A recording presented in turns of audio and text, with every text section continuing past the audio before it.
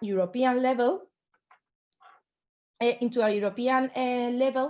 to with the different Maas with the different functionalities of the Maas approach. So if we go to the next slide, please. So how we are going to achieve this? Well, Shift2Rail is funding different projects under the H2020 framework. So we started in 2016 with the Lighthouse projects, and now we have different running projects which are led by our members, which are connective, MaaSive, and cohesive, and a new one that will start this year. And through the open calls, we are providing different functionalities and demonstration capabilities to the IP4 ecosystem. So we have our first demonstration, big demonstration in InnoTrans 2018. We wanted to have in InnoTrans next year the next big demonstration. But the final set of IP4 functionalities will be demonstrated in InnoTrans 2022. So if we go to the next slide. So first thing for us was to demonstrate that the interoperability framework works. So we, through different projects, mainly Sprint and Start, we demonstrated that the semantic interoperability between FSM and TAP-TSI worked. Then during last year, we have the first version of the application. So if you could click, Achim, the next version of IP4 will demonstrate comodal travel.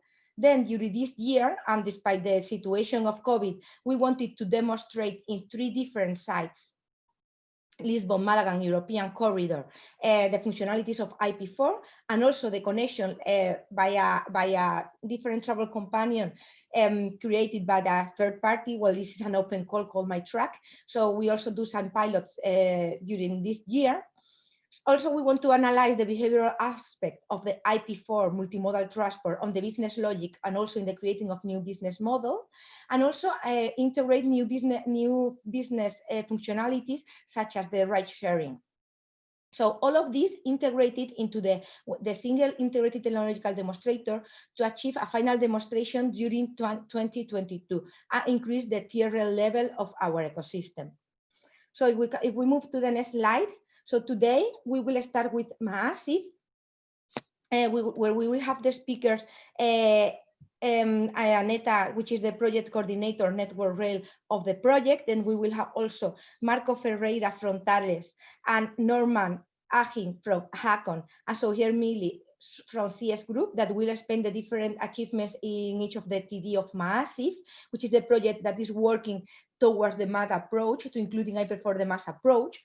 Then we will have a coffee break, and we will continue with cohesive and connective projects to explain also the advance that these 2 projects had done during the past period.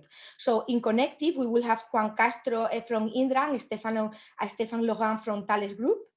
And in cohesive, Joao Mira and Marco Ferreira from Thales Group, Abel Ogga from Network Rail also, and Khaled Mansour from Bombardier. So I hope you enjoyed this webinar. Now I give the floor to MaaSive project, and thank you very much for attending the webinar.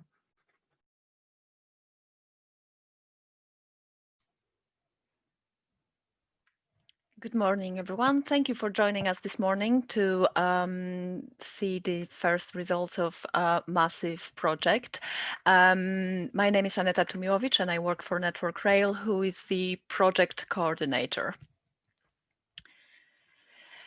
So as Esther just mentioned, MaaSive is a passenger service for enhanced multimodal transport ecosystem that will enable and include mobility as a service within the existing IP4 ecosystem.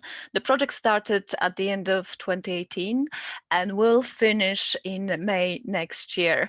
We have 6 partners plus associated links or parties in the project, and the overall budget is 13.4 million euro.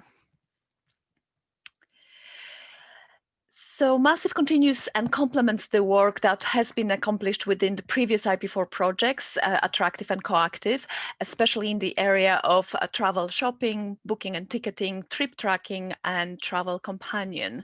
We will be actually telling you more about each of the respective technical demonstrators later on. But now I just wanted to quickly summarize them. So travel shopping, so TD 4.2, aims at supporting in a single marketplace all retail operations currently spread over a large number of distribution channels. TD 4.3, which is booking and ticketing, aims at unifying the way in which travel entitlements are specified and used. TD 4.4, trip tracking, aims at assisting the traveler by advising them of foreseen difficulties and offering them alternatives.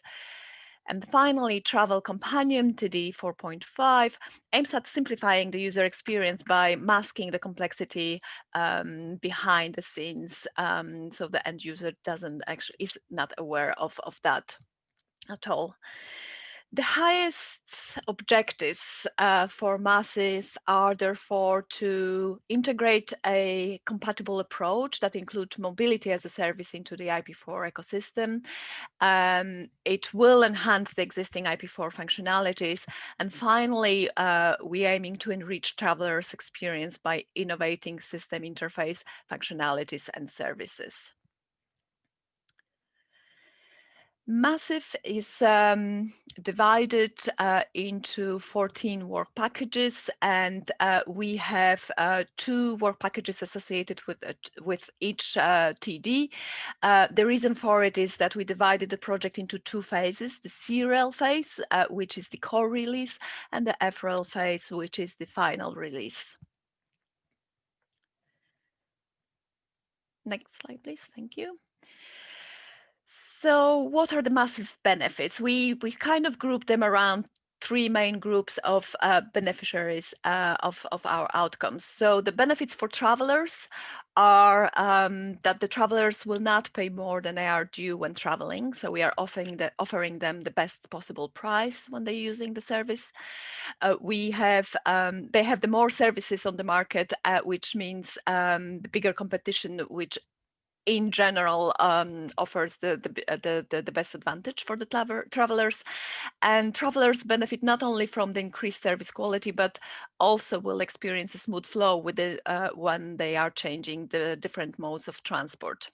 The second group of people who will benefit from MaaSive projects and IP4 in general are the operators, which will have greater access to the data, which will mean that they will be able to understand their customer base more thoroughly.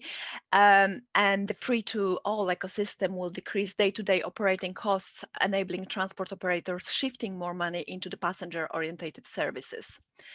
The last group that will benefit from our project are the travel service providers and retailers. And we hope that MaaSive will reduce expensive and time-consuming process of system integration of new functionalities within one open multimodal platform. And tools such as mixed reality that we introduce in MaaSive will offer new revenue opportunities for stations, retailers, and operators, as they will provide advertisement opportunities for their customers. So as mentioned at the very beginning, we will present more detailed information for each TD, starting with TD 4.2, travel shopping, which will be presented by my colleague Norman Offel from Hakon. Thank you. Hello, good morning and welcome.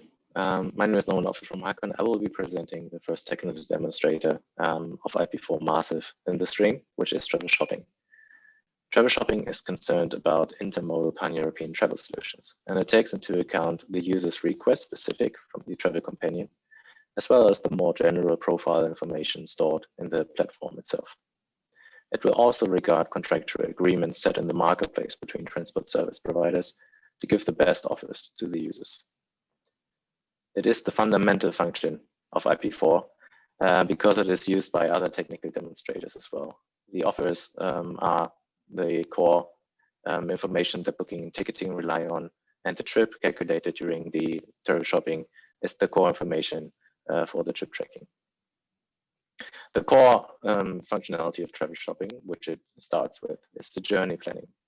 The journey planning in a platform that tries to find journeys across all of Europe has a particular challenge. A pan-European journey planning in one fully integrated network with all transport service providers and the transport modes is a really complex task. And if you would try to do it, it would consume a lot of resources and would take up a lot of time.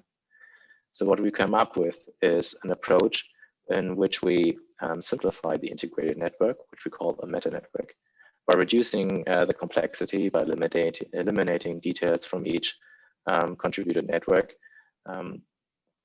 into a form that is easier to process, and that we get approximations of a first approximations of journeys that would take the user from A to B, and then we'll take up in the second step the detailed information from the involved transport service providers. But how does that two-step journey planning look like? We can see in the next slide. So we use the meta network as an integrated and simplified public transport network to identify close approximations of travel solutions.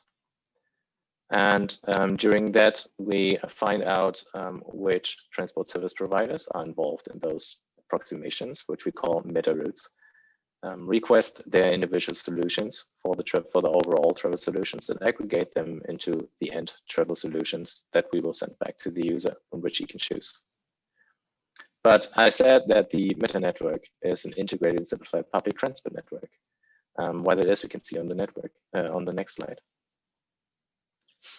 The public transport service providers provide a timetable with specific stops, lines, and times where vehicles arrive at the stop places. That's not always the case for every other transport modes, and we strive to integrate all of the transport modes to give the best feedback to the users.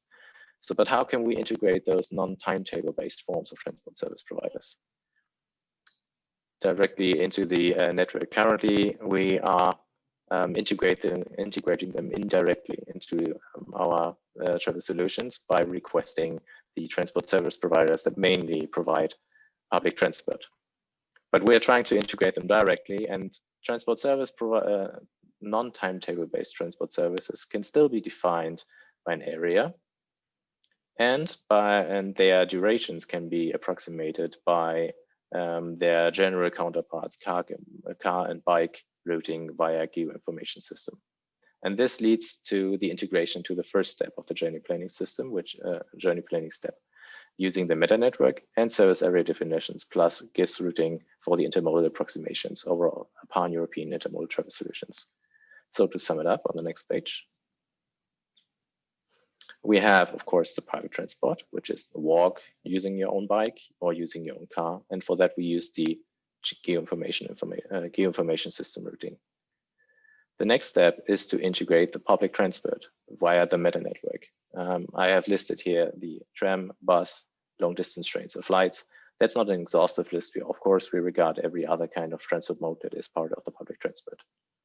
And we can further integrate shared mobility, such as bike sharing, car sharing, ride sharing, and of course, demand responsive transport, by integrating them with their service areas and using GIS routing for their approximations of duration. To top it all off, we automatically integrate all of that into the network, into the journey planning. When the transport service providers provide the needed information, such as service area and GIS service areas for the shared mobility and or the timetable for public transport, we are able to automatically integrate them into the journey planning, and they are part of every other travel solution request that comes later on. So that would make up a whole puzzle piece, and a fully seamless intermodal service solutions can be provided by the TD42 travel shopping. But travel shopping is not only journey planning, it is also offer building. And for the offer building part, we provide ancillary services along the journey, which are optional. For example, you could choose to use Wi-Fi or book a seat. And we offer support for multi-user capabilities. You do no longer have to travel alone. You can use group travels during the travel shopping process. You can choose to hand over the control for the travel arrangement to another user, or you can choose to share your travel to other users of the platform, so they can use it as their basis for their own travel solution requests, or to follow your travel. That was one too far. Thank you. The offer building also uses the contractual agreements set in the contractual management marketplace for the offer building process. Transport service providers are able, within the contractual management marketplace, to agree on certain offers when they are cooperating in a journey. And we provide support for mobility packages, which is a term that we use, for example, for something like subscription tickets, for example, for commuters, which they can also set in the platform to be recognized and to be regarded during the offer building process. And retailers are able to create packages of tickets from different transport service providers within the marketplace into a mobility package for other users to purchase and use during the next travel solution requests. But more about those last parts, particularly in the next travel technical demonstrator 4.3, booking and ticketing, presented to you by Juan Castro from Indra. Thank you, Norman, for your introduction. As Norman said, my name is Juan Castro, Innovation Project Manager in Indra from Spain, and we are the coordinators of the TD4.3 booking and ticketing. Booking and ticketing activities includes different functionalities such as booking, payment, and issuing tickets.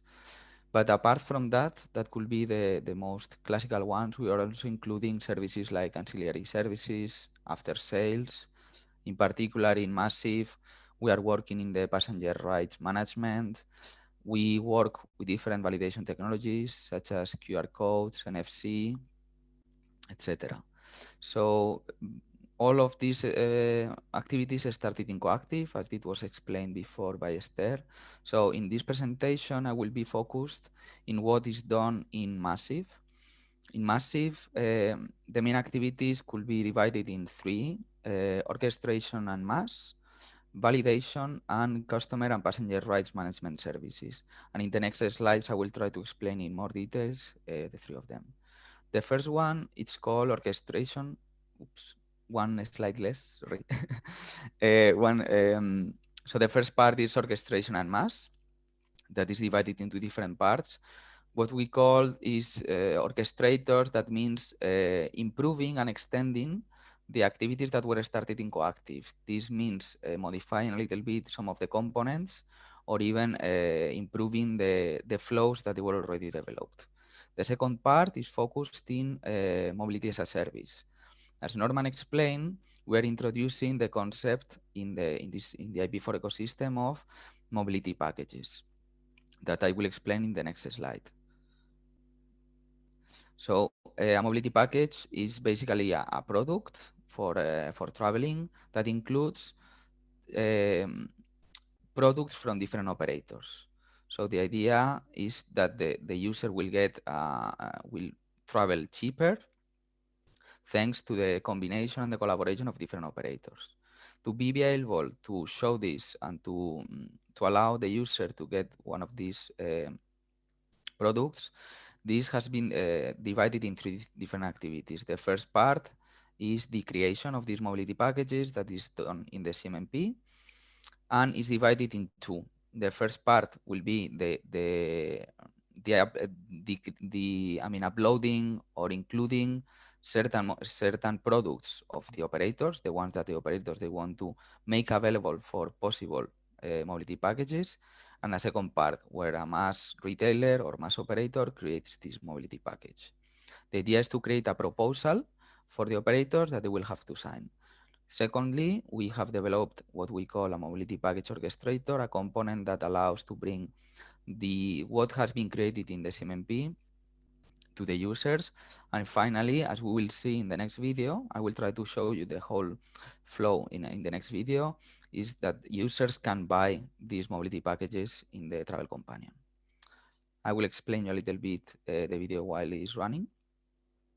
So as I said, we imagine that this is Bus Madrid, a travel service operator. He needs to log in the operator portal, a component developed also in IP4, goes to the CMMP, and what he will try to do now is to upload the tariffs. he can upload the tariffs that he wants to make available for mobility packages. Okay, so in this case, he has uploaded two different products, 3-day pass and 2-day pass.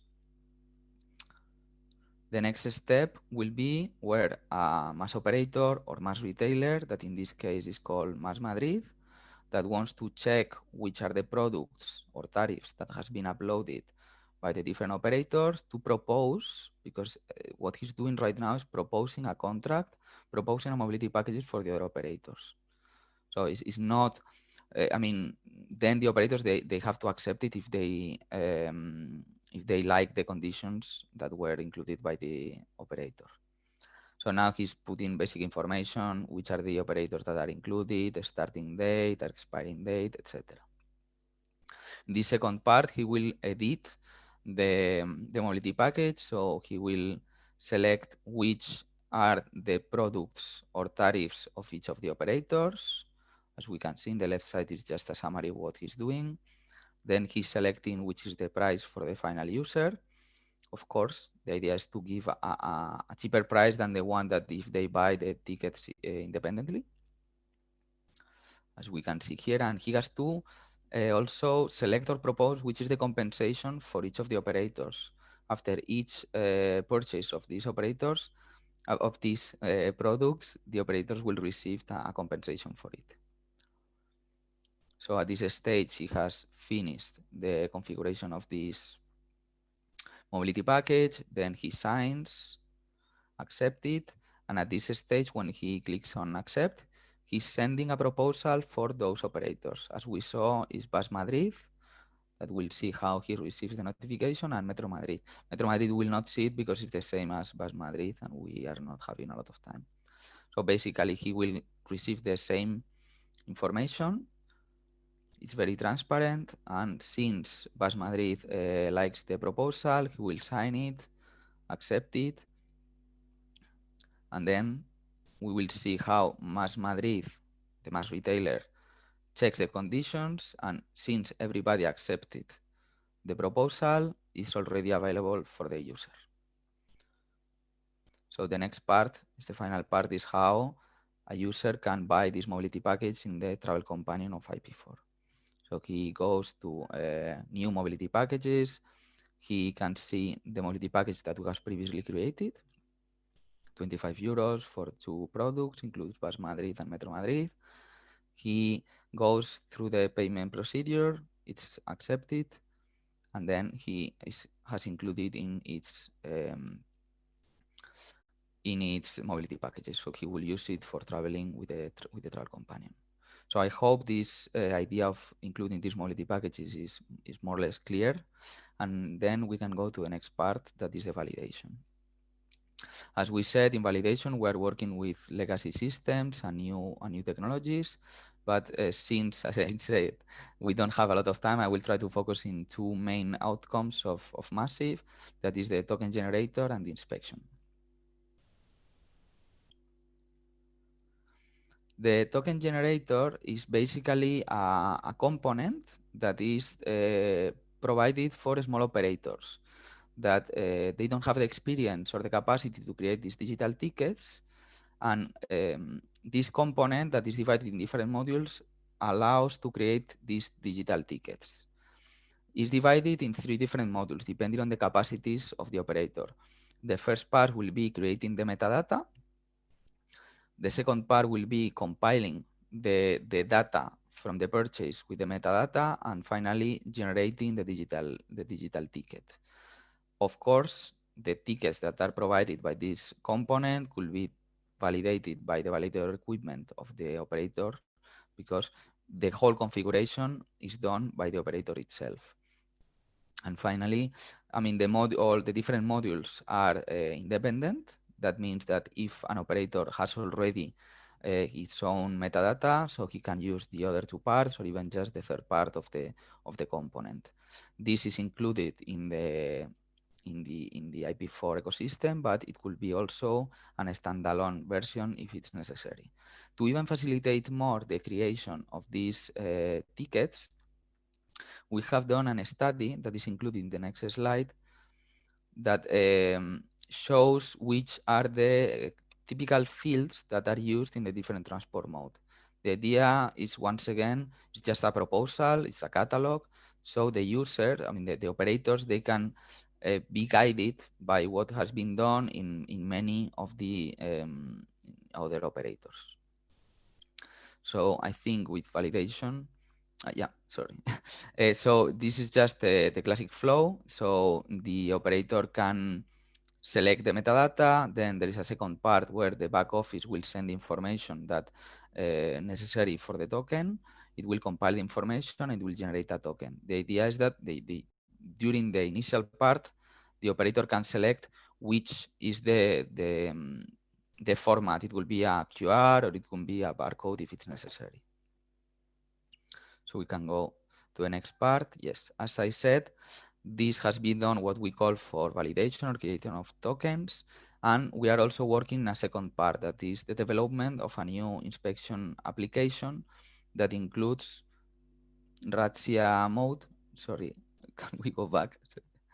Yes, Razzia mode and dynamic security elements. The idea is to facilitate the scanning of tickets in the inspection and especially establish a fraud control feature. So let's go for the next one. I think, yes, the objective is to reduce the fraud by broadcasting a Bluetooth signal from the application of the inspector. It could have two different ways. One is to activate a dynamic text number to avoid the screenshot. So imagine in the right image that the numbers that are behind could be moving, showing that this is not a screenshot. So it's a real ticket.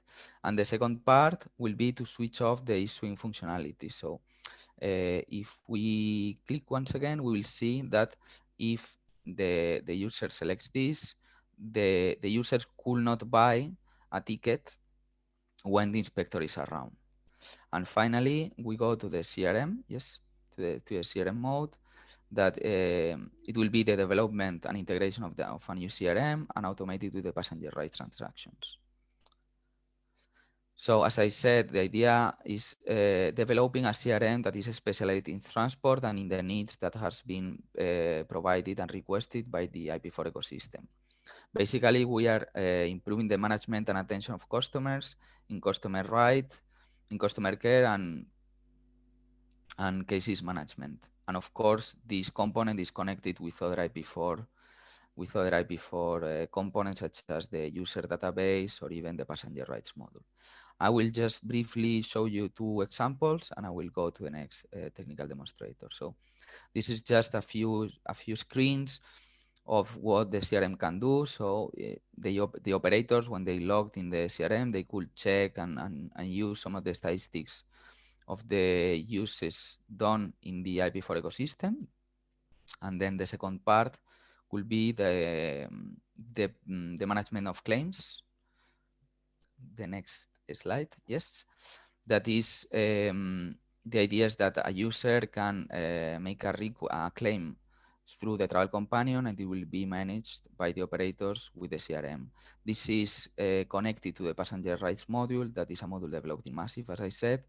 And the idea is that it will automatically check if the claims related to delays are real.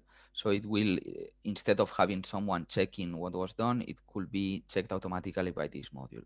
So I hope the explanation has been interesting, and I give the floor to my colleague Achim for the trip tracking. Thank you.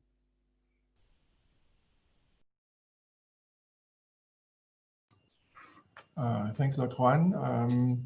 Now that we've heard from Norman how a traveler can just select the trip that he wants to write, and from Juan that he can buy the ticket, get the tokens to present it in inspection mode. And then the traveler will probably really write his journey. And during this writing, he wants to be informed about any kind of obstacles like delays or disruptions. So what we have was trip tracking and something like the guardian angel for these travelers. That one. So in the current situation, normally these trip tracker systems are developed as a more or less monolithic system. So it's provided by each operator individually, and the interconnection between them is normally not foreseen. So in any case of obstacles, the traveler needs to look for the information on his own. He has to check if there is really a disruption, how to go on with this ride to reach his destination. He has to plan on his own the next route. So this all should be avoided when he is using the complete trip tracking part from Shift2Rail.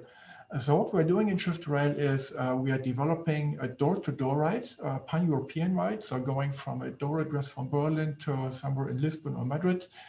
And the aim is really to guide him and to follow him up during his ride.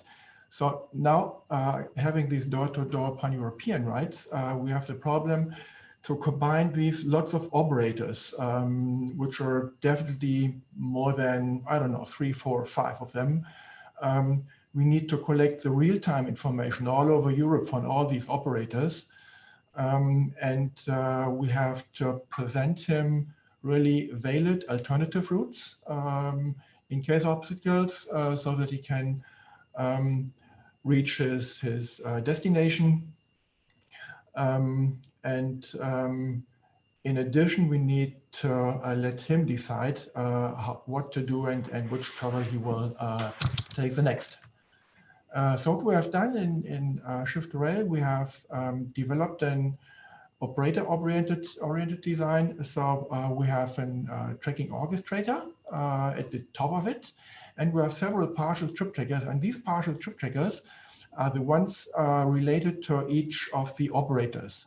So whenever a partial trip tracker recognizes due to event sources that there is a delay or a disruption or an track chain, this information is going through the to the partial trip tracker, and this then is forwarded to tracking orchestrator. The tracking orchestrator then develops with his complex event processing and information that is forwarded to the traveler so that he can decide what to do.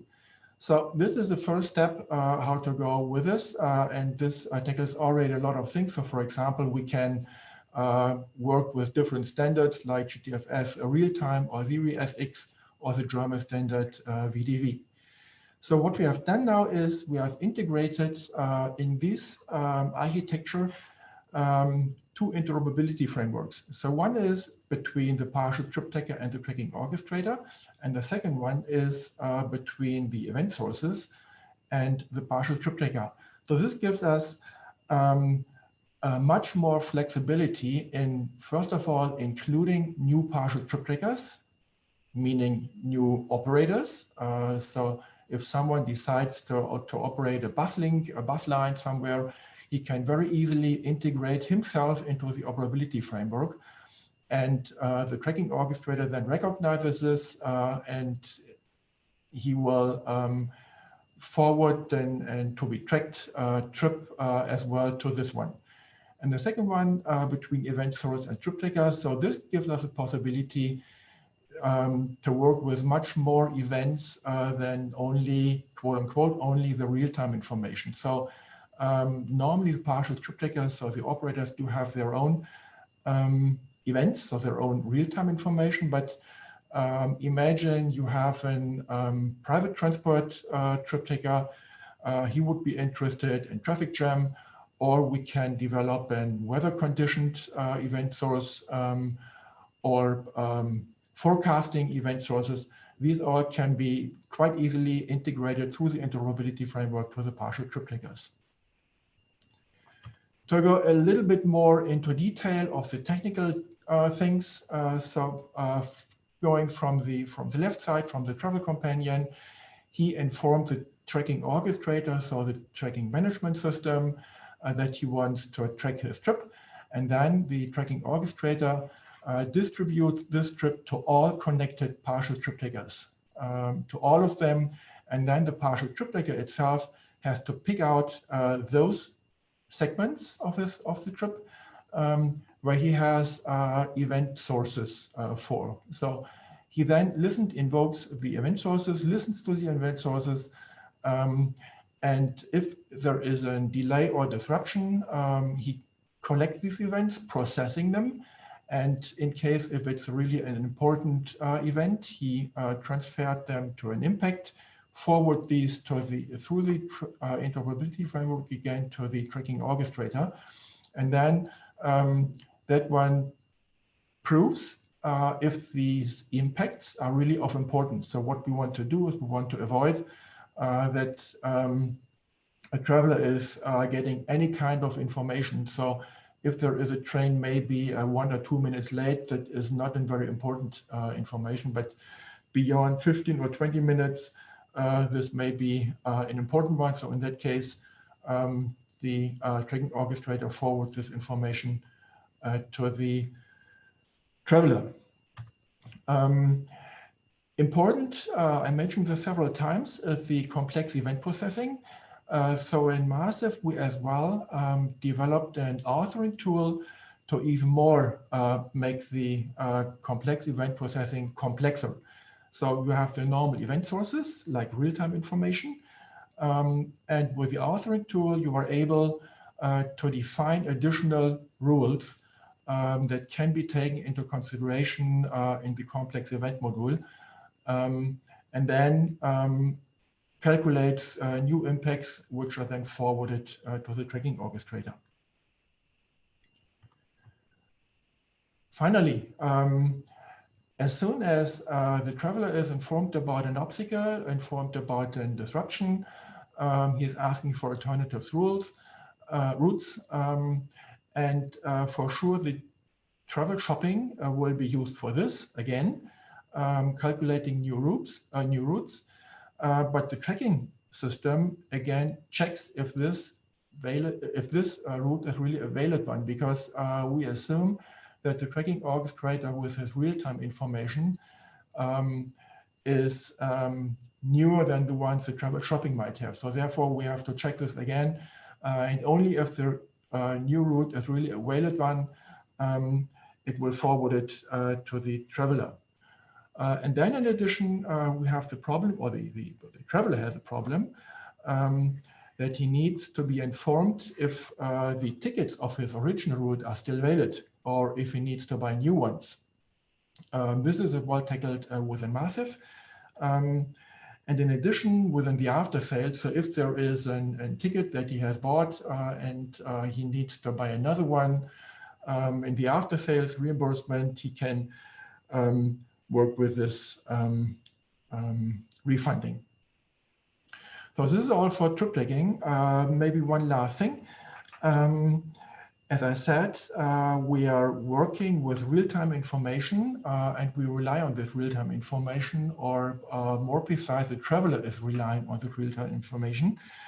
So what is absolutely necessary to have a very high quality of the real-time information. And only in that case, when we have this quality of data, we have heard this already in the sessions yesterday morning. If this data is of high quality, then the traveler will really rely on the trip tracking system and on the Shift2Rail system from IP4. And now I would like to forward to Sohir. She will inform us about the travel companion. Thanks a lot. Thanks a lot, Achim. Yeah, so my name is Suer Mili and I'm working for CS Group France, and we are the TD leader of the Travel Companion. So you have already heard about the Travel Companion. So since the beginning, we are talking about this Travel Companion, which is the interface where the traveler can interact with the whole IP4 and with the Shift2Rail services. So in fact, the Travel Companion will allow the traveler to record his preferences, to get solution tailored for him. He will get the way to share his information with someone he wants to follow him. He will be able to get real-time data, get feedback. He will also get the possibility to have navigation instruction and location-based experiences. So work have started on a travel companion since previous projects within MaaSive. In the next slides, we have decided to enhance this work and to provide new services and new solutions like the management of entertainment tailored for multimodality, including also anti-fraud measures. We have also decided to provide a way to inform stakeholders and family members about the status of the traveler during his journey. We have also provided a new module in order to manage the multi-user traveling together in order to create a group, for example, and in order to manage all the data necessary for this group. And finally, we have decided to improve the work carried out for the location-based experiences and provide now solution in augmented reality and in augmented reality glasses for the traveler. So in the next slide, we can see the architecture of the travel companion. So in the middle of the architecture, we have the smartphone where the different modules are presented to the traveler. And this smartphone, the travel companion personal application, is connected to the cloud wallet in order to store and to retrieve data and to connect with the other IP4 services to provide all the necessary data to the traveler within the smartphone. We have also another part, which is the computer. So through the computer, travel service providers as well as station manager can create location-based experiences within the LBU editor and publish them on the smartphone or even on the IR glasses in order to provide these new experiences and to enhance the experience of the user experience of the traveler. We have also within the computer a new way for the traveler to access to the personal application through the travel companion web frontend. I will present you in the next slides.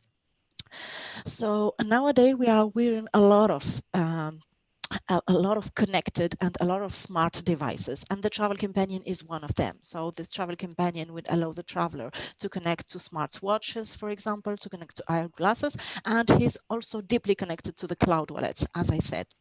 So initial work has started on the cloud wallets, and we have used this cloud wallet in order to store the user account information, the travel information, data about the electronic payment details, and all the necessary data and all the necessary information for the travel and for the traveler.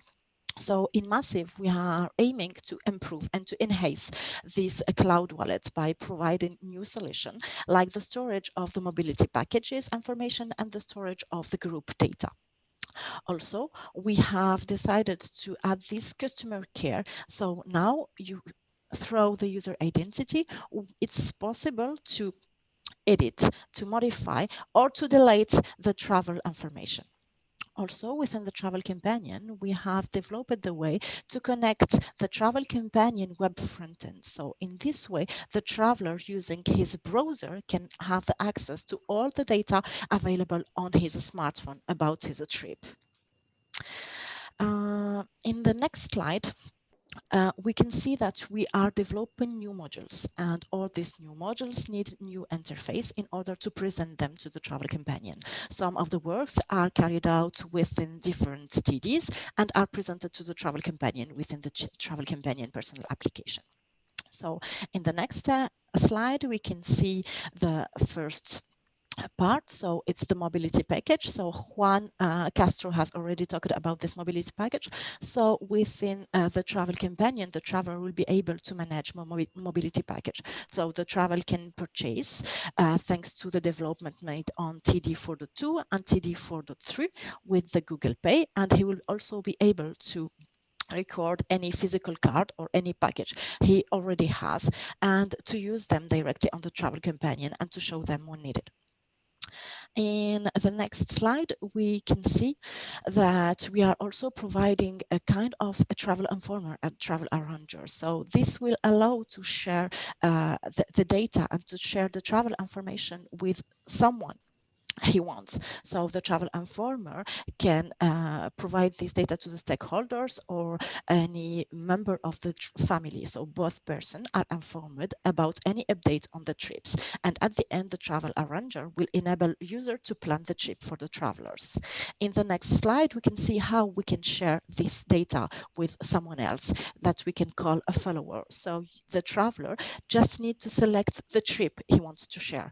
The information about this trip is already stored in the cloud wallet. So the sharer need just to enter the email of his follower, and the necessary data like the user ID token, and the trip ID are stored in the cloud wallet and will be sent as a kind of notification to this follower to inform him about the status of the trip of this person. In the next slide, we can see that we are also providing a multi-user capability. So in this way, we are developing a module in order to orchestrate this capability. So this will allow, as I said, sharing information, travel arranger, and we will also able within this module to manage a group, like the creation of the group, the adding different persons to this group, and also the management of the different parameters of this group, like the preferences, for example. We have already talked about the token, and within the travel companion. So this module will allow to detect automatically the token of each travel episode. So using this functionality, the traveler has just to show the token, his token through the travel companion without any manipulation from himself. So this token will be updated automatically according to the different leg of the travel. Finally, we are talking about location-based experiences. So in fact, within the previous project, we were developing an editor to create these experiences directly on the phone. So now we have enhanced the thing in order to cover augmented reality glasses. So now with the development made within MaaSive, we can look for the augmented glasses available, and the traveler has just to use his smartphone and launch directly from his smartphone the experience on the glasses in order to show in augmented reality some entertaining or some advertising content we have already created for him.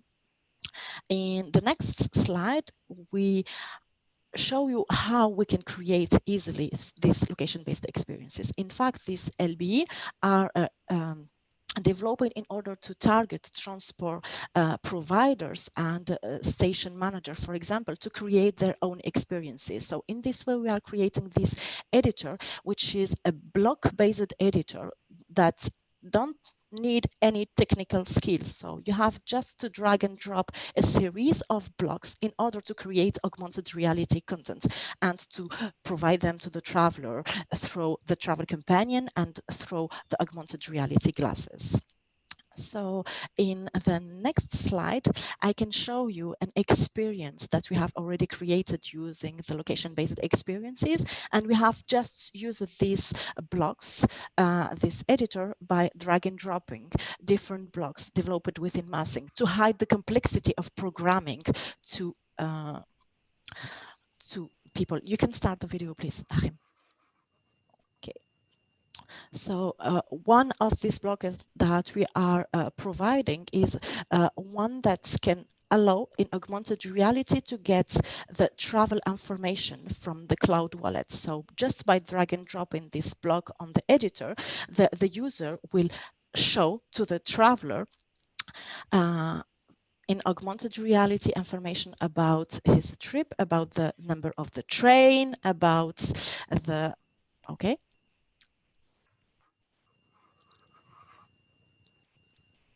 Okay, about the number of the train, so the number of the platform, the number of the seats, and all the necessary data related to the traveler. And also, just by drag and dropping another block developed within MaaSive, the editor can show in augmented reality the 3D map and the 3D plan of a station in order to guide the traveler. For example, here within this map, we have added different POIs. You can select as many as POI as you want. You can have a description of this POI easily just by having and adding text. And you can provide also navigation instruction to the traveler to join the POI you want. And all this hiding the complexity for the editor and without need of any technical skills. In the next slide, we are presenting the Travel Companion web frontend. As we said, initially the work of the Travel Companion was only on the smartphone. Within MaaSive, we have decided to extend this concept in order to allow the traveler to access to the Shift2Rail services using a computer and using his browser. The idea behind is to provide the different functionality already developed on the Travel Companion directly on the desktop. So in the next slide, we can see that we have already started the work in order to allow the authentication through the browser. We have developed a double identification factor to allow the traveler to connect to his Travel Companion space. So the user will receive an email and just need to click on the URL in order to be connected to the Travel Companion. And in the next slide, we can see that we have also developed the work in order to allow the traveler to record his preferences and also to book his trip directly from his browser. That's all for the Travel Companion. So thanks a lot. And I will give the ball to my colleague Marco Ferreira to talk about the My-TRAC collaboration with our CFM project. Thanks a lot. Thank you, Swer. Hello, everyone. I'm Marco from Talos, Portugal. I'll give you just a quick overview of what is My-TRAC project and what were the collaboration points between MaaSive project and My-TRAC and what we have achieved. So, My-TRAC objectives and results. So, this project was mainly focused on the technical demonstrators TD 4.4 and TD 4.5, so trip tracking and travel companion. So they had as a goal to build a third-party application that have a different interface and a different experience to the user. But they also needed to this platform to be interoperable, so they also have some technical infrastructure behind it that allows to be interoperable between this travel companion and the transport service providers data and or other shopping services like the one provided by Shift2Rail. So just a bit back. So this travel companion is also providing a social market. So basically, this is allowing the stakeholders that are around the transportation network, so like shops or other entities around, to integrate products on this platform, and the users by using the My-TRAC application will receive some points that then can be used as a kind of discount on this social market and on the products that are available during this trip. Also, the application will be adaptable to the user profile and preferences of the user, and this will be reflected on the human-machine interface.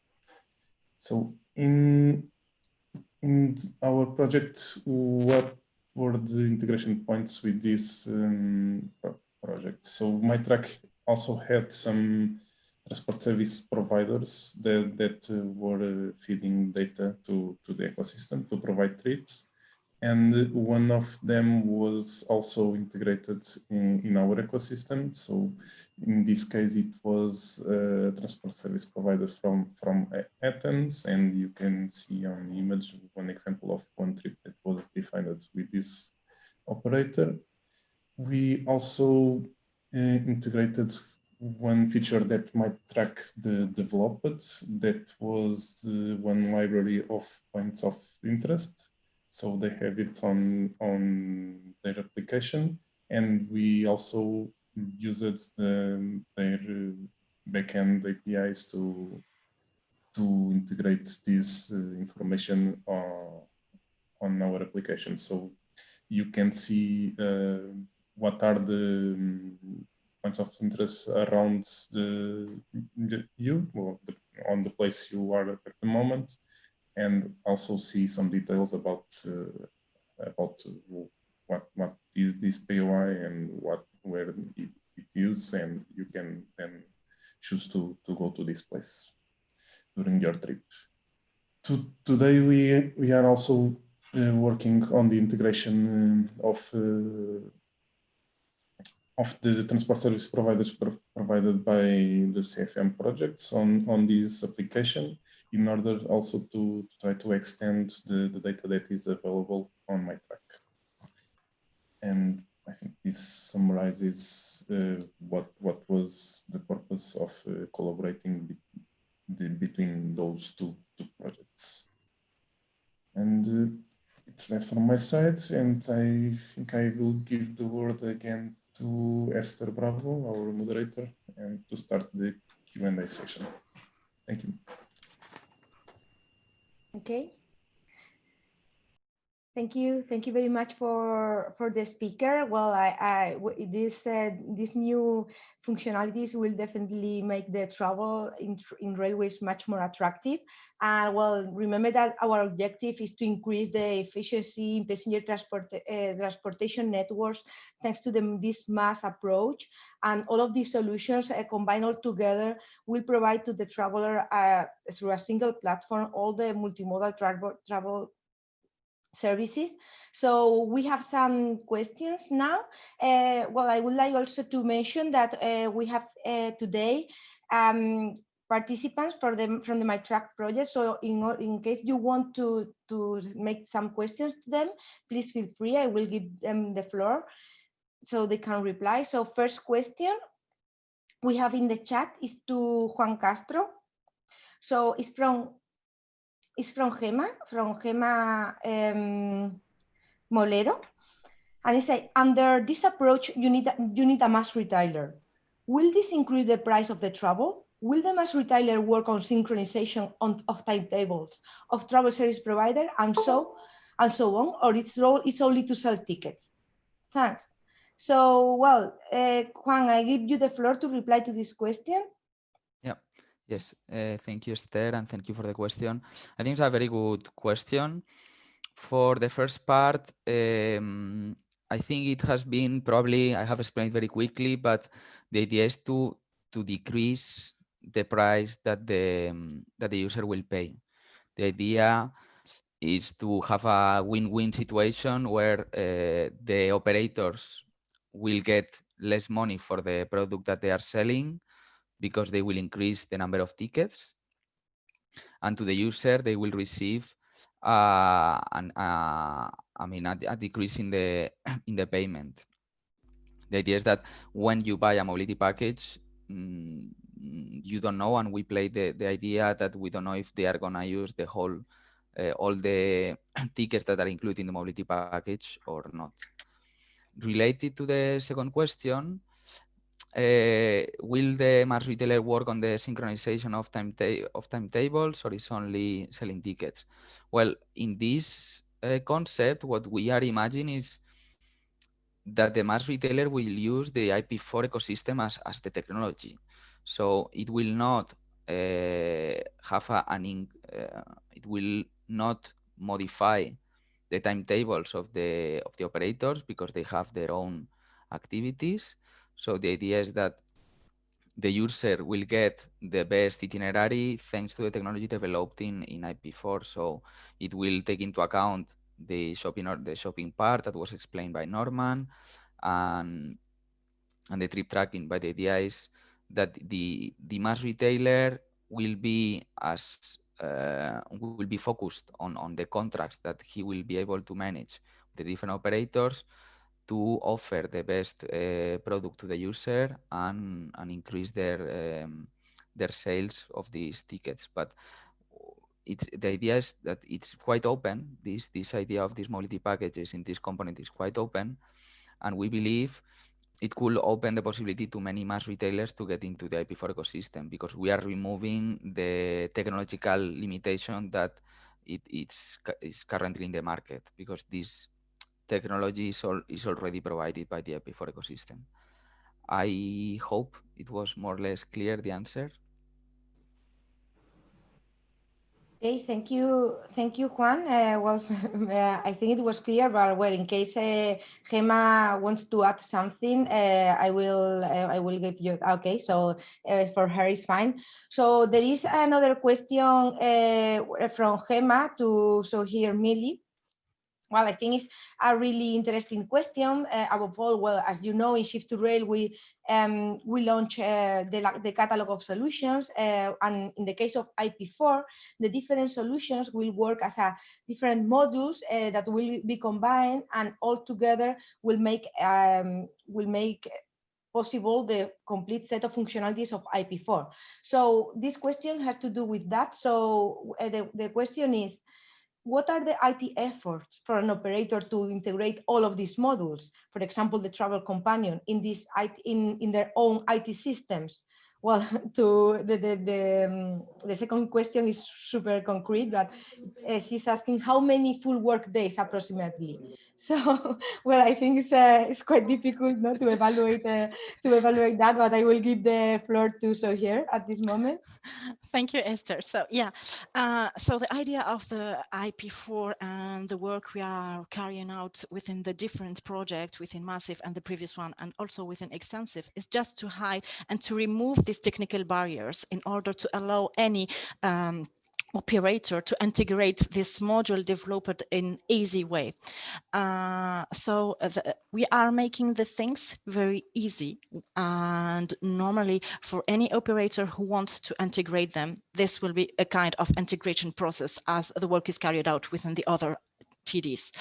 And to answer to your question, how many full worker days? So it's really complicated to answer to this question. So it really depends on the system you want. It really depends on your expectation and on the platform you want to target. And what I can say is just regarding the work we are achieving and regarding the barrier that we have removed, it's a question of few days, if I can say.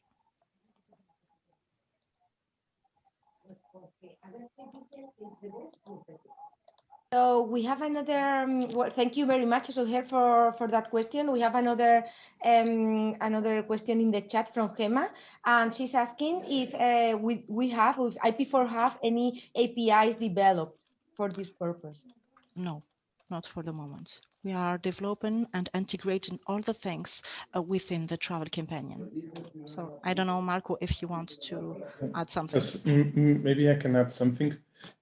In one way, the IP4 ecosystem was designed to integrate only the data of the operators, and we have a technical demonstrator that is dedicated to this, that is the interoperability framework. So even if we have to get the information from the transport service providers, we are not requiring them to have some IT work, developing connections to APIs. In one way, we are just requiring them to register their services and their data, and to do a kind of semantic mapping of what are the data that they are providing. So in one way, we don't, the TSP doesn't need to change their interfaces that already exists, and the data can be consumed as it is today. But due to the different languages and different formats that we have, normally these need just as a semantic translation of the terms that are used on the interfaces. Okay. Okay, thank you very much, Marco. And well, Gemma is happy with your answers, so I'm glad. So, well, Filippo has another remark and another question. So, Marco, maybe this question can go also for you. It says IP4 is a thought through system, but it will only work if all operators use them. Use the different functionalities. How do you make sure that all of them join and share their timetables and their data, share their data? So this is the big question. Yes. In first hand, we are on these projects trying to provide technical enablers to reach this. We are not having activities to ensure these more political processes and how to get timetables. But with this interoperability framework that I have spoken about, we are just removing the possible barriers that could happen on the technical side, and about to join with all the data. Yes, it's really a challenge to get all these data, and not the data, but also the different kinds of data.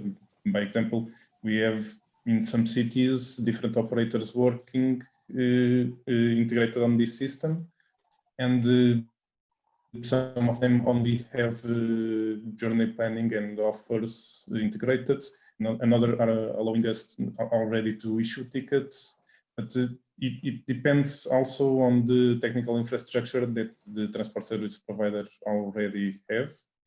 And we are also working in the future projects to provide them with the IT tools if they don't have it.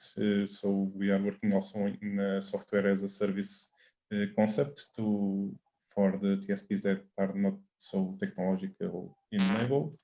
And I believe this will also facilitate them to join the ecosystem. Okay, thank you, Marco. Thank you very much. I don't know, Filippo, if this answered your question. So, well, we don't have any more questions in the chat or the Q&A. So please don't be shy if in case you want to. Well, you have the opportunity to have the project leaders and the TD leaders of the IP4 ecosystem now on the spot. So in case you have any other questions. Also, well, as we have the opportunity now to have Ismini from My-TRAC project in the floor, who is now finishing. Well, it will be finished at the end of the year. I don't know if you want to add something, Ismini, to the presentation that Marco did. Yes, sure. Okay.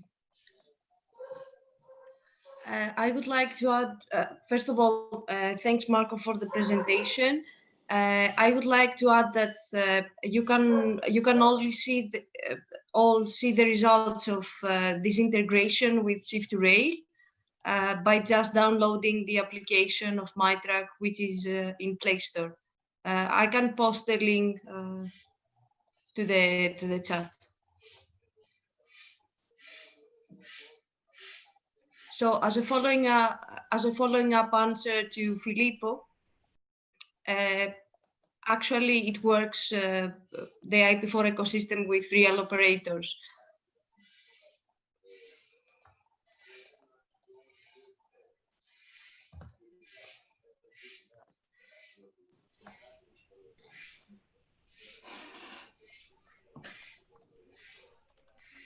Okay, so thank you very much. Thank you very much, Ismini. So, well, you have the link now in the, well, it's to the, well, it's copy only for the panelists. I will put it in the chat. So the idea, as I said from the different open calls, is that we test the IP4 functionalities in real environment in order to hire the MaaTRAC, that means to put it closer to the market. So thanks to My-TRAC, thanks to Shift2Maas, IP4 Right2Rail, and now an open call that is coming, we can test the IP4 functionalities in the real world. So, well, that'd be the idea, and also that will help us to see how it is working. So, I don't know if you don't have any other questions.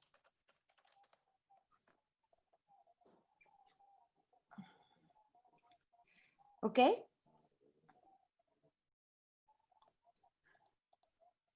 So I think if you all agree, we can go to the coffee break. The idea is to have only half an hour of coffee break, but as we don't know if people will join for the second session, I think it's good if we keep the timetable for the next session. So I don't know what okay, so it's okay for you that we meet at 11. Okay, great. So at 11 o'clock, we will have the opportunity to see the results of the two other CFM projects, the two other projects from our member. That means from Cohesive and Connective. And yes, we also will have the possibility to discuss with a Sprint project, which is the open call complementarity to Connective. I see that Alessio is explaining something related to the collection of timetables, and that we can rely on the national access point. But maybe Alessio, when we see the project presentation of Connective, you can explain that. I think it's quite interesting what you are posting. So. Okay, thank you very much. Thank you very much for attending this first part of the presentations, and talk to you at 11. See, you have the user right as attendees. So in case you want to raise any question, please feel free to use the Q&A function of Zoom. And also, well, in case you want to make any comment, you can use the chat, but please, for the questions, use the Q&A function so we can manage them better. So we move to the next slide. So the objectives of today is to show how in IP4 we are working to achieve a platform that allows the travel to do a seamless multimodal door-to-door travel across Europe. So through a travel companion, we will give the possibility to the traveler to access all of the services to perform the travel. And all these services are provided to the traveler through the platform, what we call the interoperative framework, that thanks to semantic interoperability allow the different TSP, that means the different travel service provider, to provide their services without changing their legacy system. So also in the IP4 platform, we are building a business analytic platform in order to gather all the data and give it to the different operators so they can make informed decisions. So we can move to the next slide. In order to achieve this, we are funding different research and innovation projects, and we have different working areas, what we call technological demonstrators. And we have 6 different technological demonstrators to cover all of these functionalities, and all of the outcomes of the different TDs will be integrated into a single integrated technological demonstrator. And the achievements of this ITD will be shown in the project Cohesive. Connective, the project that we will explain right now, is focusing on TD 4.1, which is interoperative framework, and also the TD 4.6 related to the business analytic part. So we move to the next slide. So at the end, I don't want to repeat for those that were here this morning, but at the end, what we want to achieve in Shift2Rail IP4 is to have an integration of the complete service offer for the traveler, and also including this Maas approach that we have already explained during the morning in MaaSive. So if we go to the next slide, please. So today, so in this session, as I said, we will explain the outcomes of connective and cohesive, but these projects are not working alone. In order to achieve all of our IP4 objectives, there are also open calls, that mean projects funded for non-members that help us to continue with our research and innovation.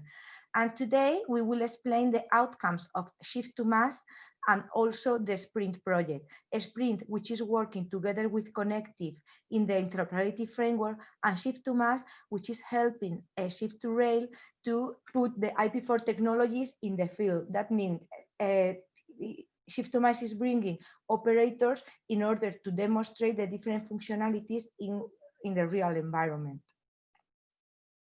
So, well, and for the timeline, I already explained, but apart from, well, what we have achieved is already to demonstrate the co-modal traveling. Now we are performing the different demonstrator thanks to Shift2Maas, and we will continue enhancing the IP4 functionalities thanks to the member, and also demonstrating it in the different pilots thanks to the open calls Shift2Maas, IP4 Maas, and also Right2Rail. Well, the project IP4 Maas has not started, but it will start during this year. So all of these steps that we are performing will lead us to achieve the full integration and demonstration of the complete IP4 functionalities in InnoTrans 2022. So if we go to the next slide. So as I said, first we will have Marco Ferreira and also Joao Mira together with Abel, Marco Ferreira and Joao Mira from Thales, and then we will have Abel Obga from Network Rail and Khaled Mansour from Bombardier that just joined us to explain the cohesive outcomes. And for Connective, we will have Juan Castro from Indra, which is the coordinator of Connective, and also Stefan Logan from Thales that will explain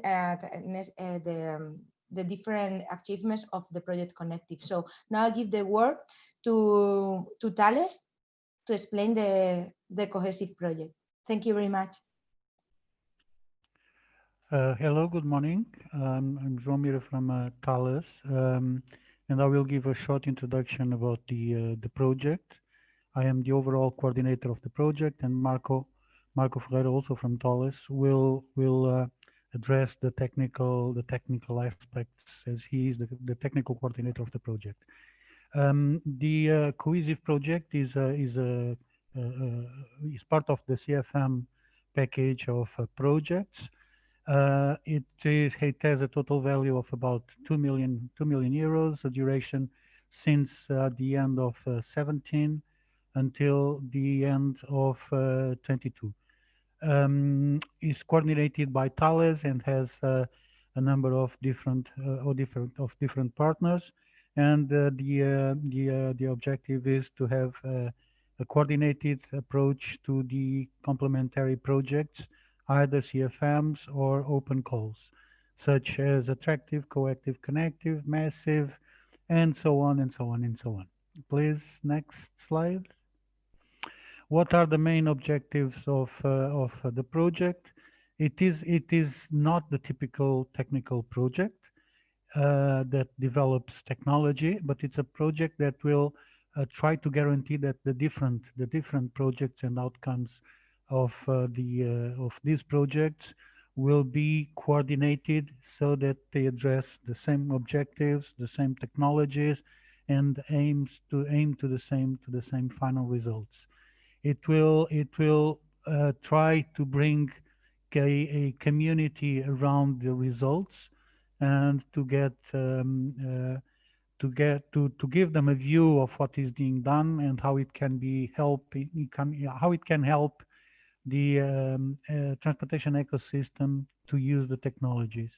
It will try to have homogeneity on the developments, on the technology developments, communicate the results to the community, to the overall community, and to develop the integrated results through different releases.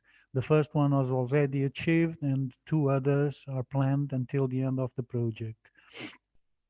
It will also address the users so that the results fit the demand, and it will assess business models that could be used to promote the results. Next slide, please. What have we achieved until now? We had different phases of integration of components and results from the different IP4 projects. We have stabilized a common architecture that will be used by the different projects that are already ongoing or will come to the ecosystem. Also, definition of glossaries and ontologies that will be the support for the developments, and that will enable a common understanding of what is being used and done. We already had the first public demonstration of the ecosystem in InnoTrans 2018. This year was planned another one, but due to the current situation, we had a different approach to the demonstrations, and we made the first release planned as it was the alpha release in parallel with the coactive and attractive and connective projects all together. Please, the next slide. So the demonstrations were made using the different components and creating a set of use cases to show what can be done under normal conditions, how the users can interface with the system under normal conditions, all during the trip, before the trip, and even when the trips have disturbances and people needs to adjust the journey to a different condition. Those use cases are roughly demonstrated here, and how the users can do it is through an application, while they intuitively interact with the technology behind to plan the journey, to be tracked, when I say tracked, is not being tracked as to know where they are, but to know how the system can supply them information useful for their journey, either because it's planned or it's under disruptions. Create conditions for them to access the different modes they have to use, being helped with some experiences that make their journey more pleasant. So it's dealing with the technology needed for the journey, but also to support their journey as pleasantly as possible. And next slide. We also had some communications, technical and promotional communications in different events. UITP in 2019 with a poster and a communication. In the Portuguese National Engineers Association with a communication. Digital Transportation Days in Helsinki, the Future of Transportation in Vienna, and the paper that was accepted for ITS 2020. Due to the conditions, it's not defined yet how this communication will be done, but it is planned to be done under the ITS forum. Communications in different events like InnoTrans 2018, when it was possible to have physical interactions with people. Meanwhile, we already had a virtual communication this year to promote the results under the current conditions. We had an alpha release demonstration in parallel with the coactive, attractive, and connective projects, and a first workshop linked with the open call Shift2Maas in Malaga, and two others are already planned between the end of this year and beginning of next year, also associated to the Shift2Maas open call project. And we had the first advisory board summit. At this stage, it was to have a first interaction with the participants, to define what will be the mode to interact and communicate, what were the results, what is IP4, what are the projects, and a few other meetings will be held on this board. And we will pass to Marco Ferreira that will deal with the technical aspects of the project. Thank you, João. So, as technical coordinator, I will give you a brief overview of what is available on the ecosystem and what are the main functionalities provided by all the technical demonstrators or areas on IP4, and also when we are doing integration processes and demonstrations. So basically, this resumes the architecture. It's based on the different areas that we are working, and I will first explain what is travel shopping about. For some of the ones that attended also in the morning, some of them will be kind of repeated, but I need to go in a fast way through this. So basically, it focuses on journey planning and offer building, so providing the travelers the best multimodal route to go from the point A to B and provide offers for them and how these trips cost. And here we are speaking not only of multimodal routes inside a city or a country, but we are having a pan-European approach. So we have what we call a meta network builder that creates this linked transportation data between cities and countries, and to be able to plan trips inside the entire Europe. We are not only planning to use transportation services, but also ancillary services that are traveler related. So some examples of these services can be just to have Wi-Fi inside the transportation service that we are using, or to get a meal on our plane or on a fast rail service.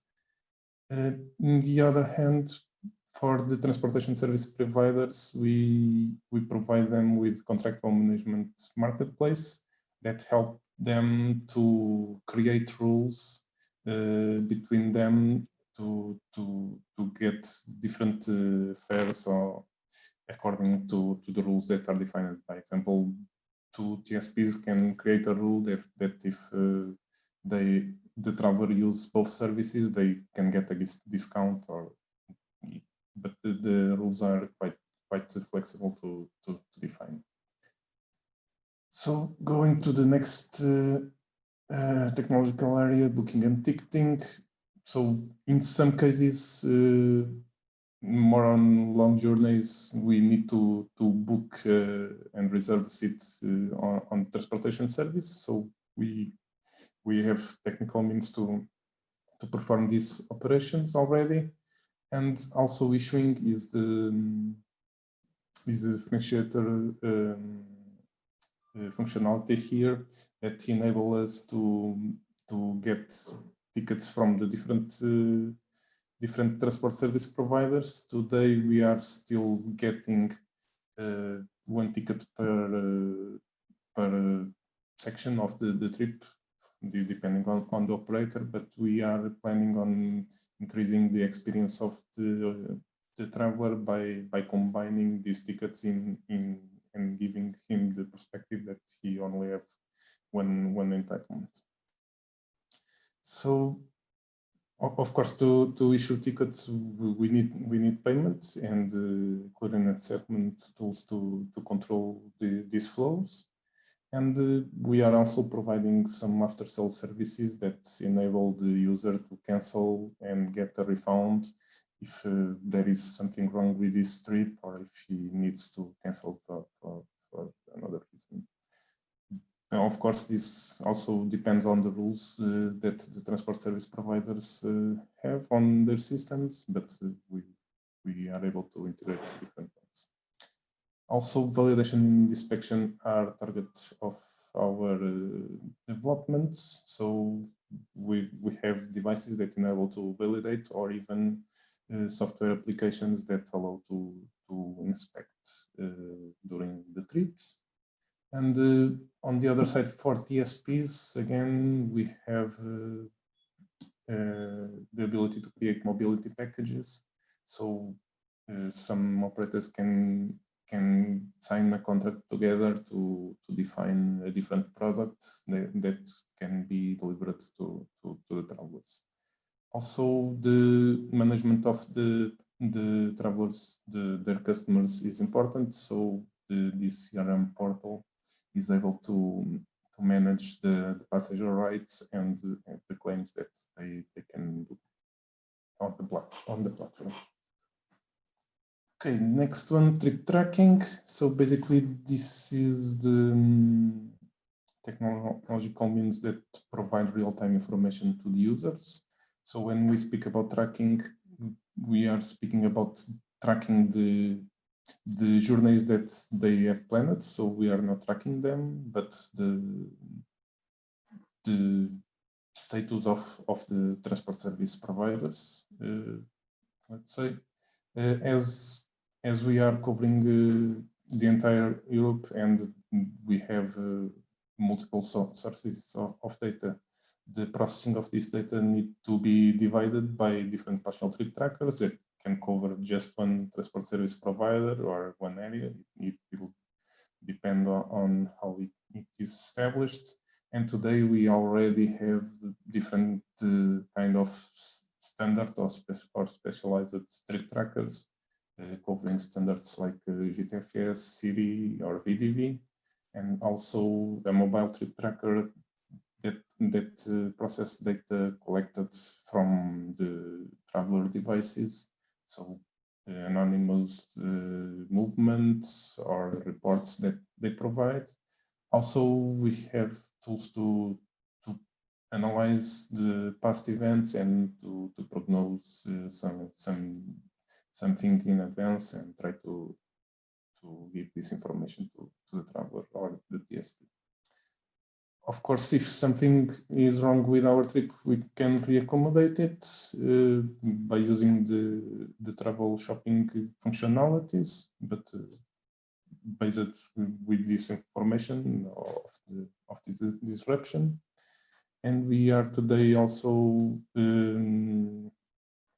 developing tools to detect commuters in a way that we can facilitate their lives on the daily basis by providing them automatically information about the trips that they normally use.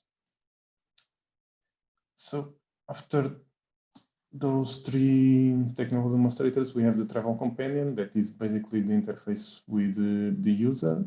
And this is mainly divided on the application and also on the cloud wallet that is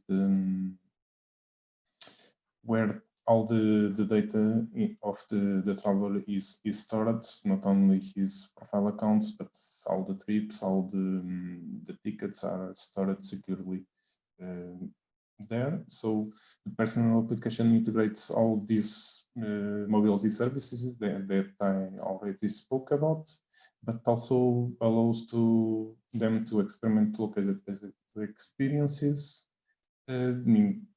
That can be as a form of entertainment to play a game when they have some that time waiting for their transport, or to get their personalized coffee. There are different ways that we can do it, and we are doing it with different kinds of devices. So it can be on the application, it can be using augmented reality glasses or our smartwatches. So it is also providing navigation and means to share information about our trips and also to report events that surround us. Apart from the application, we have the location-based experience editor that allows the stakeholders around the stations that want to deliver these experiences to the users to compose and publish those experiences on the Travel Companion. And we are also extending our Travel Companion now to the normal web, and it will be accessible by a web browser. So the next area that we have, it's the business analytics area that is implementing different kinds of architectures to take advantage of the data that we are using on our systems. And it is also analyzing data in different ways to support the decisions that the transport service providers can have in the future. New data visualization tools are being created, and as well privacy algorithms to ensure that all the data is anonymized. Last but not the least, the interoperability framework. That is one of the crucial parts of this ecosystem, as it is the piece that make the system able to interact with all the external actors from the ecosystem that are the transport service providers, and to translate their interfaces in understandable language inside the ecosystem, facilitating the integration of the TSPs because they don't have to adapt to the ecosystem, and also facilitating the ecosystem sides that they don't need to understand all the different interfaces of the TSPs. So today we have already different transport service providers integrated through this interoperative framework, and you can see on this diagram that some of them include only journey planning, and others include shopping, and others also issuing. So there are different levels of integration on the ecosystem. And we have Cohesive and all the CFM projects under the umbrella of Cohesive TSPs that are connected to the interoperability framework and to our application. We have the open call Shift2Maas that I will speak in some minutes that are also integrating new TSPs in different regions of Europe here. And the My-TRAC open call also that is also focusing on different areas. And on this case, this project has his own application that is using this data. But we are also working on the integration of this data on the interoperability framework, making it available in Cohesive or directly in My-TRAC through this system. Now I just want to resume the main integration releases that we have across the time on Cohesive. So it's a long project, and we have 3 main releases. One, the alpha release that was already done in the last year. We have the beta release that is planned at the beginning of next year due to some delays on the events this year. And at the end of 2022, the final release. And as you see, there are a lot of projects running in parallel, and we are taking inputs from all the projects and consolidating it on these major releases in order to do good demonstrations. Okay, so now I want to give you just a small demonstration of how the application looks on the traveler side. by showing you two scenarios. So the first scenario that is already playing is about Teresa that lives in Barcelona and wants to go to Madrid. So she just checks from where to where she wants to go. She gets an offer that is using her private car and to reach the nearest station. So a park and ride service is integrated here. Then she is using public transportation to reach the high-speed rail to go to Madrid and finish his trip. So here we are seeing that we need to book some of the offers, and we were able to add an ancillary service that was Wi-Fi on this case. And now we are paying this offer. So we are in fact issuing the tickets that we need. This was successful, and now we have in this case the two different tickets that we need to accomplish this trip. Of course, that we are receiving real-time information about the status of this trip, and on this case, as example, we have 45 minutes delay on one of the services. So we need to find an alternative, and it's very easy to get an alternative by using just this functionality. And as you can see, we have later solutions, but we will be able to reach our destination. On this case, we are not even using the private car, as she selected another offer. So now it's just going with the same process. We need to book again, but when we trigger the issuing, we have an alert that we already booked the previous offer, so we need to cancel the previous one. That will be automatically refunded, and then finish the process with the trip that the alternative trip that we want now. So this is going through the payment process now, and we will get a new ticket for this trip. So the second scenario that I will show you, in this case, will be a cross-border journey from Amsterdam to Berlin. So Daniel will do the same. On this case, we will search for the places he wants to go just by clicking on the map in some place. So we are just picking one place in Amsterdam and another one in Berlin. And we can select what time we want to go, and we will get our solution. Here, as you can see, we have alternatives using a flight or using also long distance trains to reach Berlin. And we will choose one of the offers including a flight. So the process will be very similar to get the final tickets. So I will not go through this, but as you can see, we can see all the detail about the trip, and we can, instead of booking, we can just save the trip, and when we feel that we are ready to get it, we can book it later.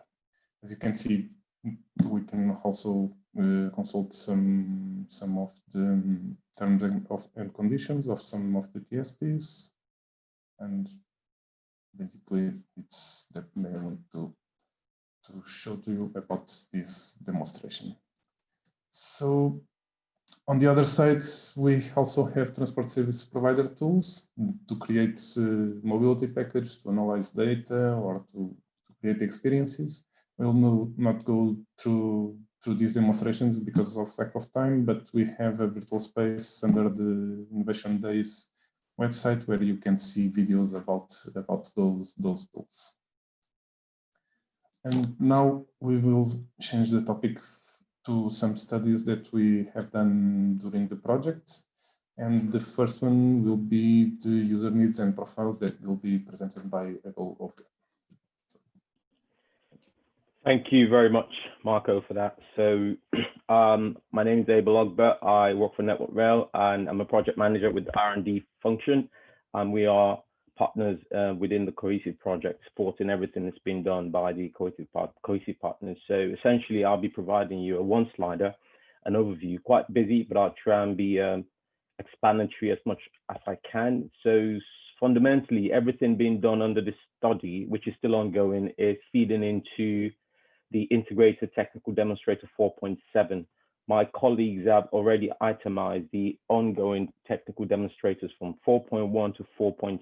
Now, Integrated 4.7, the intent is to integrate all the functionalities and all the subsystems being done in IP4. We need to bear in mind a few statements made yesterday by Henrik, and I believe the other gentleman's name was, what's his name again? I noted his name, apologies. Henrik and Libor, where it was very clear that we need to make railway more competitive. So at the heart of this study is how do we get the experiences of the commuters, of the travelers, to ensure that the concepts, the platforms, the systems we're about to release or bring into the market via IP4 brings that competitive edge to railways, making it attractive as a transport mode. So keep that in mind while I take you through this study we've done. So the study was done in essentially 3 phases. First of all, we mapped out the user profiles. In other words, the characters, the people that we believe will be using the services. There were 2 categories within the user profile. We had the primary, which were people, commuters traveling for leisure, commuters traveling for business, and regular commuters who commute day to day to work and the daily life.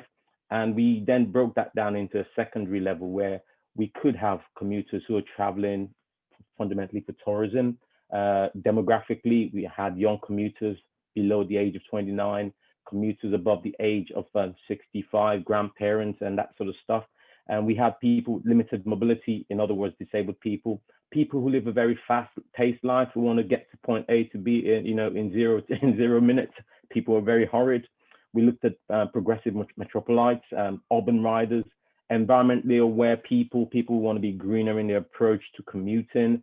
We look at default motorists, people who are fixated on driving cars, petrol heads, as they call them. And we also considered the dependent passengers, passengers who may need accompaniment for them to get from point A to B. And we also looked at local drivers within their area. After mapping out the profile, the next step was we undertook use cases and user journeys. Now, the use cases were undertaken to better understand the scenarios and the user experiences and actions taken by the commuters, as well as the response from the system. The intent is to understand the interaction between the interesting, fascinating concepts we've been sharing all morning and how that interacts with the users to ensure the platforms, the systems, the functionalities are actually delivering good customer experience. Then we went into the user journeys, which is essentially trying to simulate the scenarios and how the emotions the users are feeling when they undertake this, with a view to making sure we can address the questions that are key to them and how they feel using our platform.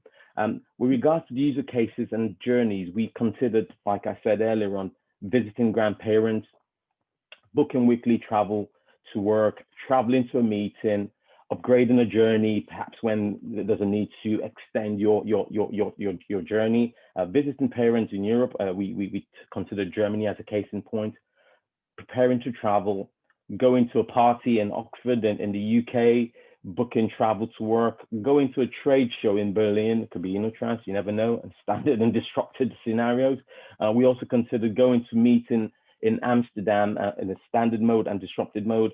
And we looked at a 3 short work trips in Hanover in Germany and going to meet friends in Madrid, as well as going to gym after work. As you can see, we've tried to replicate different locations in Europe, from northern to central to southern Europe. So what did we get out of this use cases and user journeys? We came about, the intent here was to be able to capture what was important to the commuters, to the users, to understand what did they need from the service and how would this service satisfy that need, to ensure when we do take this into market. We've taken all these requirements and we've factored them into what we will develop. A couple of points we've discovered to date, and like I said, this work is ongoing. The needs for the users were itemized in the last column, which I'm going to go through. The users were quite keen on planning their journeys, and my colleagues have talked about, you know, the current functionality we have for trip shopping and for booking and ticketing, which again resonates with the need of the customer. We've also considered the need in terms of pricing, that they're quite keen on pricing. A good question came about earlier on about what will this mean for the end commuter? Will he be paying more or less? So they are keen on pricing, offerings in terms of would they get discounts when we do, like my colleague was saying earlier on with regards to the packages we talked about, with the packages offer discounts if two TSPs agree to collaborate. So that's something that's key and at the heart of what the commuters want to see. Booking, I've talked about that earlier on, how easy, how flexible is booking. Purchasing, how can they buy? I mean, my colleague earlier on, Sue, talked about, you know, using contact systems to buy stuff. And I think the other guys have talked about purchasing, which is fantastic. How do we negotiate travel? How do we plan A to B and the different options in between? That's also very important to them. And I think communication was also a key takeaway from the studies we've done in terms of how do they get communicated to during the journey. We've talked a lot about at the start, at the end, and also in between. If there are events, disruptions, cancellation, delays, how is that information flow coming back to the customer? How are they being proactively informed so they can manage their trip better? And obviously that links into the next need, which is they want to be able to be helped when they're put in undesirable scenarios where we've got cancellation. So that's quite key for what we're doing, the need. And obviously comfort and space. They want to be able to use this new platform, this new concept in a manner that is on the smartphone, very easy to assess, very easy to use. When there are disruptions or events, they want to be aware that there are means to reaccommodate them, which we are considering. And obviously, if things don't go to plan, how will they be compensated and how will ticket issues be reconciled? So these are some of the needs we've been able to elicit from the use cases and user journeys we've done. This work is still ongoing, and we intend to carry on until the end of, I believe, end of this year to early next year. So hopefully this will feed into integrated technical demonstrator 4.7 to ensure that the offerings we bring through IP4 definitely makes railway attractive by implementing all the fantastic digital and IT concepts which we've been sharing with you all morning. Thank you for listening. And if you've got any questions, I should do my best to answer you or pass you on to my more learned colleagues. Thank you. Yep. Thank you, Abe, so much. So my name is Khalid Mansour, and I work for Bombardier Transportation as a strategic projects manager. And we are a partner also in Cohesive, and we are mainly responsible for work package end-to-end use case definition, but we are also responsible for the route to market study, which I'm going to present today. So if we go to this slide, it's so basically, it's a busy slide, but I will try my best to go through it. So I will explain the objective of the study, the methodology used, and the key findings that was collected from the study, and what is going to be next on the future study. Because this one is the initial study, and basically the objective is to study the exploitation strategies and the potential use of IP4 technologies developed in IP4 program. And also it uses a preliminary analysis of the competitive landscape to assess potential business models for the use of IP4 projects results. And the methodologies used there, so basically we conducted qualitative and quantitative interviews with many TSPs and key partners in the industry. We also used publicly available resources and research and market studies, also external industry consultants. And the main findings, so basically the integrated mobility or mobility as a service market, it's a growing market, and it's predicted to be very significantly growing in the next few years. However, the competition is fierce from automotive, IT and mobility startup players, which then requires key stakeholders to partner and collaborate in an open ecosystem in order to provide the best added value to the end user, mainly to the passengers. Open data and data sharing is the key driver for such an open mobility ecosystem, basically because it provides that digital capability to offer the data-driven analytics and data-driven customer experience to the passengers, but it also promotes the open ecosystem of integrated mobility. We see that the city itself, or a city ecosystem, will be the primary player to deploy such technologies, leveraging on the public-private partnerships to grow, to increase growth and to establish policy and regulations. This will further roll to other cities and to other regions and to other countries. The main business model, it's the shift to value creation to the end user. So through as a service business model with a focus on integrated mobility key performance indicators, such as time, convenience, and price, but also to focus on the growth of ridership. The focus we see on IP4 results now, it's a transition from a technology exploration phase to a customer approach and a market exploitation phase. The next study will be broader in the sense that it will take into account cross-border and air travel. The final route to market is estimated to be next year, and it will take feedback and lesson learned from the planned pilots and planned demonstrations we have within Cohesive. A go-to-market scenario also will include operational model and key role and responsibility of different partners and how to partner in such an ecosystem. And finally, it will phase out also a revenue projection, a branding and marketing strategy, also with the pricing approach. With that, I would like to give the ball back to Marco. Thank you so much, and I'm willing to answer your questions.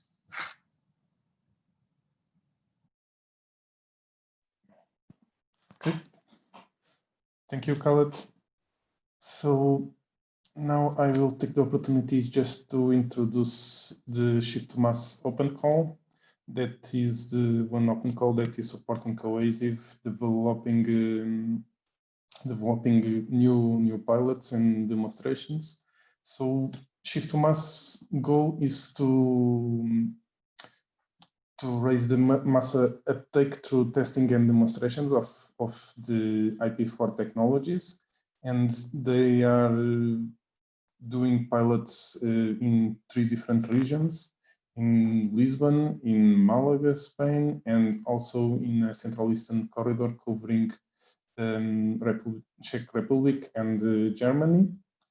And they plan to test as most functionalities as possible from the ones that I introduced previously.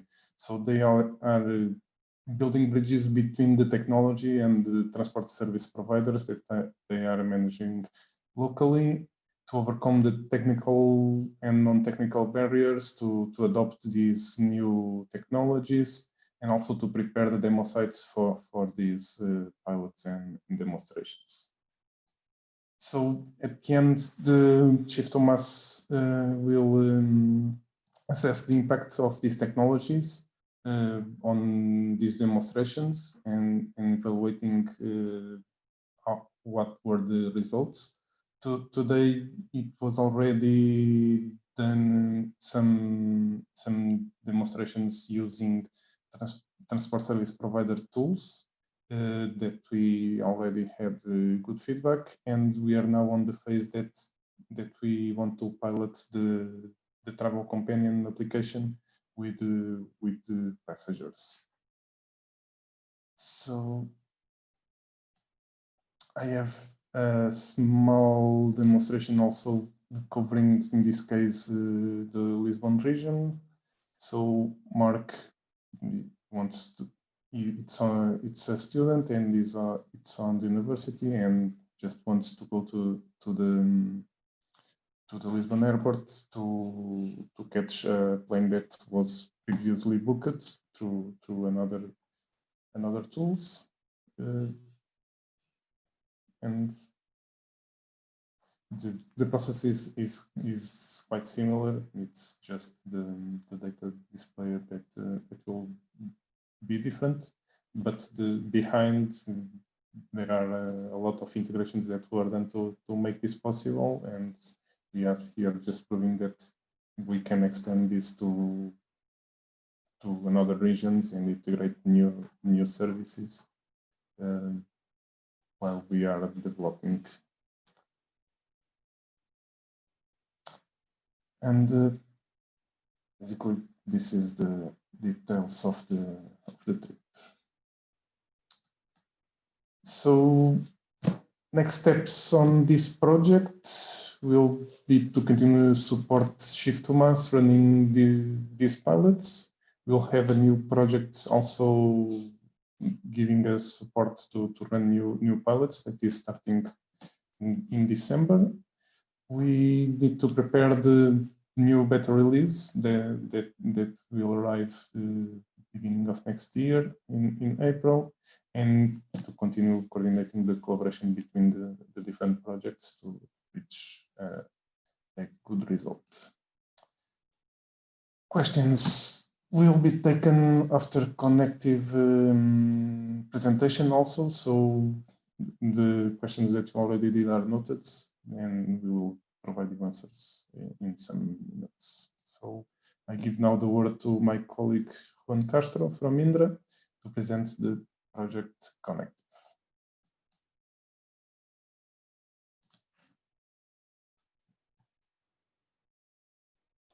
Yep.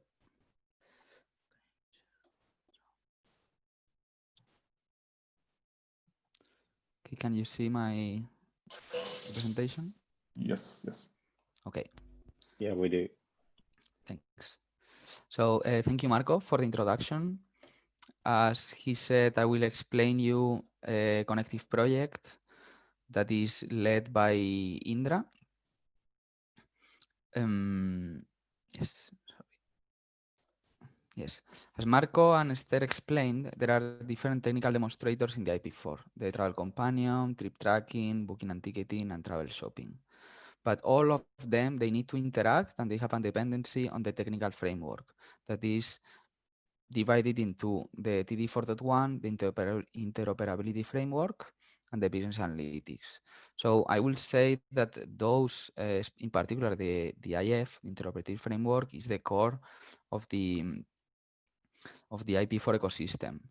In particular, since the activities related to the interpretive framework are sometimes even closer to research than to innovation, we collaborate and with complementary projects that are the open calls, that, as you know, are projects that are funded by Shift2Rail, but we can collaborate with academics and experts in certain fields. If we consider what are the global Shift2Rail objectives in this project, we are working towards the digital transformation of the transport ecosystem and seamless interconnection between heterogeneous systems, as you will see during the next slides. And related to the business analytics, we provide a common business intelligence foundation to monitor, analyze, and generate data from the IP4 ecosystem. As I said, in Connective, we are working towards the digital transformation of rail, and as you will see with other transport services. We provide a framework, tools, and the technologies to allow this data exchange among the different actors of the transport ecosystem and facilitate interoperability among systems, but also the creation of the added value services using all available information that is carried out by the business analytics activities. If we see this design, this represents very well what we will see, that we have the operators, or TSPs as we call them, that they provide services to the users. But all this information goes through the technical framework. In this case, the TD4.1 interoperability framework. So we have supported and integrated applications from Coactive, Attractive, and now these days from MaaSive. Connective started in 2017 in September, and it will last till 2022. And as I said, we are improving some of the components, and at the same time we are supporting the other projects. As I said, is coordinated by Indra, and the partners are Hakon from Germany, Thales France, that is leading the business analytics activities, and Stéphane Laurent will give the presentation of what we have done for the moment in Connective. Also, we are collaborating with CS Group, Network Rail, and Hitachi. In particular, Network Rail and Hitachi are mainly working in the business analytics activities. But as I said, it's also very important that even though Connective is the only CFN project that is working in the technical framework, we are collaborating with other complementary projects that are START, GoFar, and Sprint.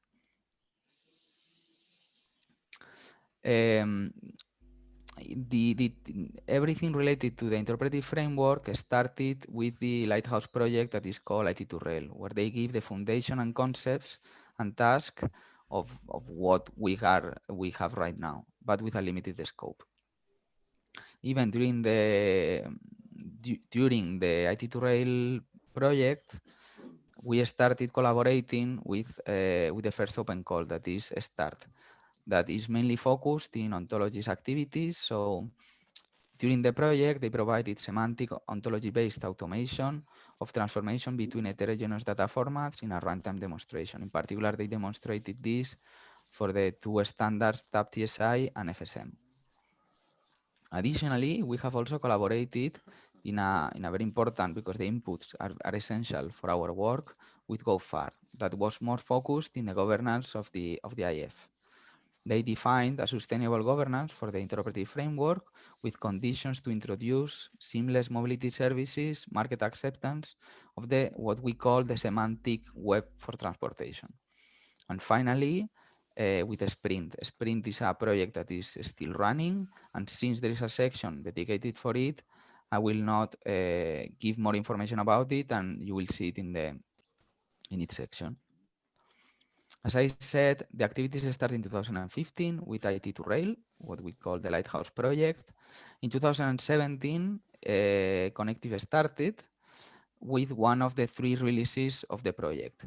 In the core release, we were focused in extending and improving the functionalities coming from IT2Rail, but also supporting and integrating the activities from Coactive and Attractive.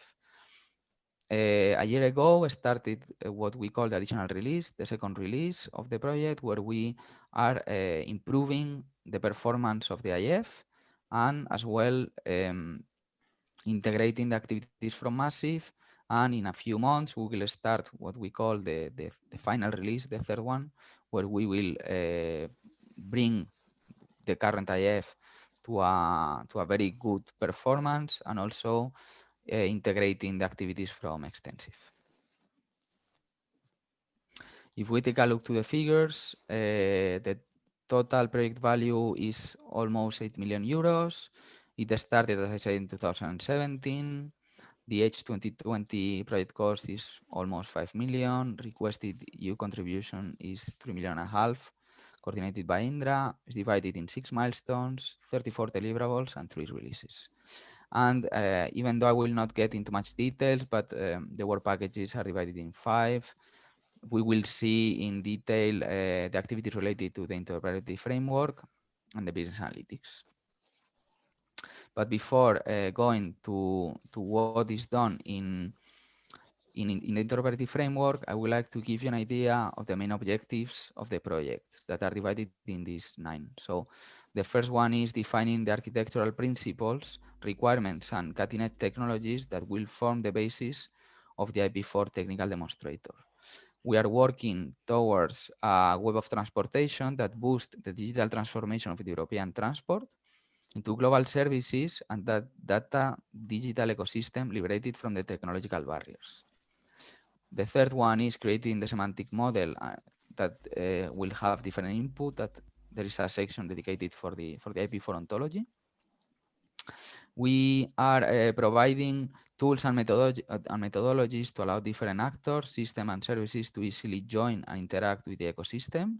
That this is highly connected to Sprint and the asset manager that is developed in it. In terms of business analytics, we are developing descriptive, predictive, and prescriptive analytics that will be explained by Stefan. We are developing anonymization simulation techniques to guarantee privacy and confidentiality. In terms of visualization capabilities, I think the best thing is where you will see the video in business analytics will show the different visualization capabilities that has been developed in the project. And finally, just coming back to what I said before, we are extending and coming from the works done in IT2Rail. And finally, we are integrating legacy systems, external services, either from the IP4 components and even from different transport operators. So let's start with the activities of the interoperative framework. The idea of this section is not getting too much into detail, the technical detail, but to give you an idea of the capacities and the benefits of the interoperative framework. So this design reflects very well the ecosystem. So we have the operators that are here, and they need to provide information, provide services to the user that is here, that is represented by the travel companion, also developed in this case nowadays is improved in MaaSive. But all the information that is coming from these operators, they go through the interpretive framework. The idea is that helps the dialogue of each of these applications with the providers, bringing logic and orchestration and facilitating the communication between all of them. We can see it in a different way, but coming to the same approach. So still we are focused on the user. That is, as it has been said, is the most important part and where we are focusing for the IP4 program. But and on the other side, we have the operators. And here we have the applications developed in other projects. So what happens without an interpretive framework? That each of these applications will need to know for each operator, which is the endpoint, which is the communication protocol, which services are provided. Not all of the transport operators, they provide the same services. Which is the data model? That is a very complex thing. So without interpretive framework, it's very complicated to bring it to a European level. You can do it for 3 or 4 operators in a small region, but trying to bring many operators is very complicated. So this is solved by the interpretive framework that basically facilitate and reduce the complex of interoperability.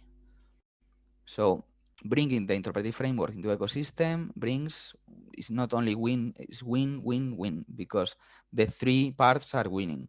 The traveler, that of course he might not be aware that this interpretive framework exists, but he will have a unique access point for all the services, so they don't need to know what is going behind, but he will have a lot of services from its application. Who will really realize the importance of the interpretive framework? It's either the applications or the operators. For the applications, it masks the complexity of interoperability because they will connect with a specific component, and this specific component will connect with the other operators. So it will identify which are the TSPs or operators that are registered in the ecosystem. He will know how to communicate with them, and he will reduce to a minimum the need of applications to store data from the operators. On the other hand, for the operators, they will not need to adapt to the interface or using a specific standard to join the ecosystem. There are components that will be explained in the different in the next slides of how to join the ecosystem in an easy way. It will be reachable by the different IP4 applications, those that are already implemented or even other ones in the future. So in the end, all the heterogeneous systems will interoperate without changing their data structures or communication protocols. And how is it possible? Well, this is based on the semantic interoperability. That basically is the ability to automate the conversion across different data representations of common concepts of a given domain. Once again, to give you an example of what we are saying here. So if we have here an operator, he will need to communicate. And this communication can be divided in a very simple way into different things: the ontologies and the interface. The interface is the endpoint, the web service, the API communication. So it's very, well, I mean, technological. Ontologies are very ontological, but we can say it's more basic, let's say, this part of the interface. You know it, and this is it. But what happens is that each operator use different terms. So the ontologies is the common knowledge that is described formally in a machine-readable first-order logic statements. So for this case, this operator will describe certain things like a leg, wagon, and billet. Concepts that a human more or less can understand, but the other component that is communicating with it do not use the same term. So this mapping between this leg and travel episode that in this case means exactly the same thing is necessary. So we have these specific data representations that are annotated with the terms of the ontology and associated with the data structures to their interpretation. And this mapping and connection between this concept, it makes interoperability possible. So once I think I've given you an idea of what is done and how does it work, the interpretive framework, I will go very briefly through the main activities done in the project. That is divided in the IP4 ontology related to the semantics that I already explained. We will go very briefly of the different or even the main components of the interoperative framework. And finally, I will show you how, in which step of the integration we are, either with the IP4 components or the operator services. So let's go for the IP4 ontology. The IP4 ontology is taking different inputs because we need to cover the whole IP4 ecosystem. So we started from the works done in IT2Rail and the input and the knowledge brought by the open call start. But we are also considering all the information, input, and lessons learned from the other CFM projects. That means coactive, attractive, and MaaSive. And even more than this, we are also considering other standards that are already in the market that could be useful for creating the IP4 ontology that basically needs to cover what is happening in the IP4. So what we are proposing at this stage of the project is it's an evolution of what was done from IT2Rail and the core release, but basically is to bring it to what we call a submodular ontology that is based on standards. What does it mean? It's not taking the standards and putting them all together in the ontology, because in some cases they overlap, they have they overlap and they cover the same topic in two different standards, and this does not work. What we are saying is to use sections of the standards, because we know that some of these standards, they cover very well certain parts. So which is the interest of working this way? So first of all, if we have a modular ontology, it's very flexible, it's easier to manage, and it's easier to review, because this ontology needs to be continuously evolving with the things that are happening and integrating.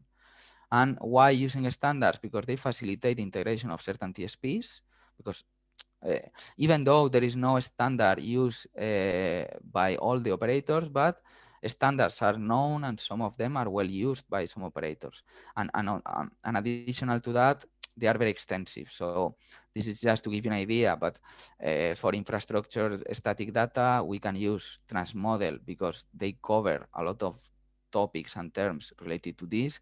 But we also need to know GTFS that does not cover so many so many terms, but we have to say that this, even though it's not a real standard, is the format that is used in many operators. So this is the activities, a brief summary of what we are doing related to the IP4 ontology. And we can go to the next one, the interpretive framework. In this case, as I said, just to bring again the concept, because I think it's very important to understand what we are doing and the purpose of what we are doing. That is connect and allow exchanges among heterogeneous systems from the applications to the operators and in both directions. And the idea is to simplify the operation of the applications, allowing to select the relevant providers and data. So this is the additional release design, what we are working right now in Connective.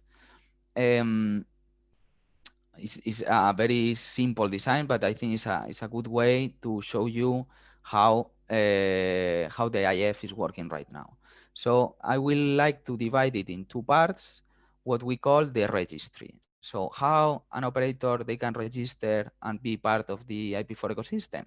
So they will have to sign up and log in the operator portal that has been shown very briefly this morning, but basically is the access point for the operators when they can have access to the different functionalities developed in IP4. Either the CMMP, where we have seen this morning how to create mobility packages or create sort of contracts between operators, but also the asset manager that it will be shown in more detail in the sprint section. Then we have the asset manager that, once again, it basically is the component where operators, they register their services, or where other users, they can check the assets that has been uploaded by operators. Okay, but once again, I will get into more details in the next section. So from the assets that are needed for the operational activities, they are stored in the RDF repository. That is the database management system that allows storing, querying, and managing structured data, and is capable of handling powerful semantic queries. So once we have this included, we can now let's imagine how does it work for a real request. So once the registry is done and we develop the service implementation for the operator with the information that has been provided previously. So let's imagine that a user makes a request. This request from the travel companion will reach the orchestrator. And what happens? That the orchestrator will send it to the IF. This is a unique point for the application. So it will arrive to the service implementations that are components that are able to communicate and exchange data with the different operators and orchestrators, because in this additional release, we have make the interpretive framework sort of symmetrical. So we can accept requests and messages from both sides, from the operators for the trip tracking part and from the orchestrators when for example, a user wants to plan a journey. This information will go to the broker that concentrate all the calls for a specific functionality and redirect each of them to the correct service implementation. So there is a service implementation for each application, and there will be a service implementation as well for each service and for each provider. But the broker, we have a broker for each of the services. So we have a broker for shopping, a broker for booking, and a broker for issuing, for example. Okay, and all what is happening here is much more complex than what I'm saying, but just to give you an idea. So we make use of what we call resolvers that make use of the ontologies and semantic models to allow operating and building functionalities in the distributed ecosystem. And finally, as I said, we have the service implementation on the other side to communicate with the operator. I think it has been a bit quickly, but I think you can have an idea of how does the interoperability framework works.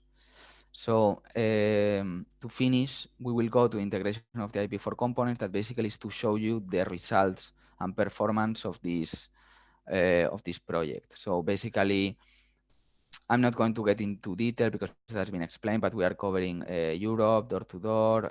We have different mode of transport and different services. So just to give you a few numbers, so we are covering 8 European countries. We are covering many transport modes, the classical ones, and even sharing modes. We can say that now we have integrated 18 operators. And if we take into account the different services, because not all of the operators, they provide the same services, we have integrated more than 30 services are integrated. And this slide, I think, represents very well what we have achieved right now. So, I mean, we have, as I said, services depending on what the operators they want to provide. And as I said, I think what is more interesting and has been shown by Marco before is that we allow from the travel companion to go from a street in Madrid to a street in Berlin, because we have also included planes from Amadeus. So this is something that is almost unique and is very, I mean, I think it's important to be highlighted.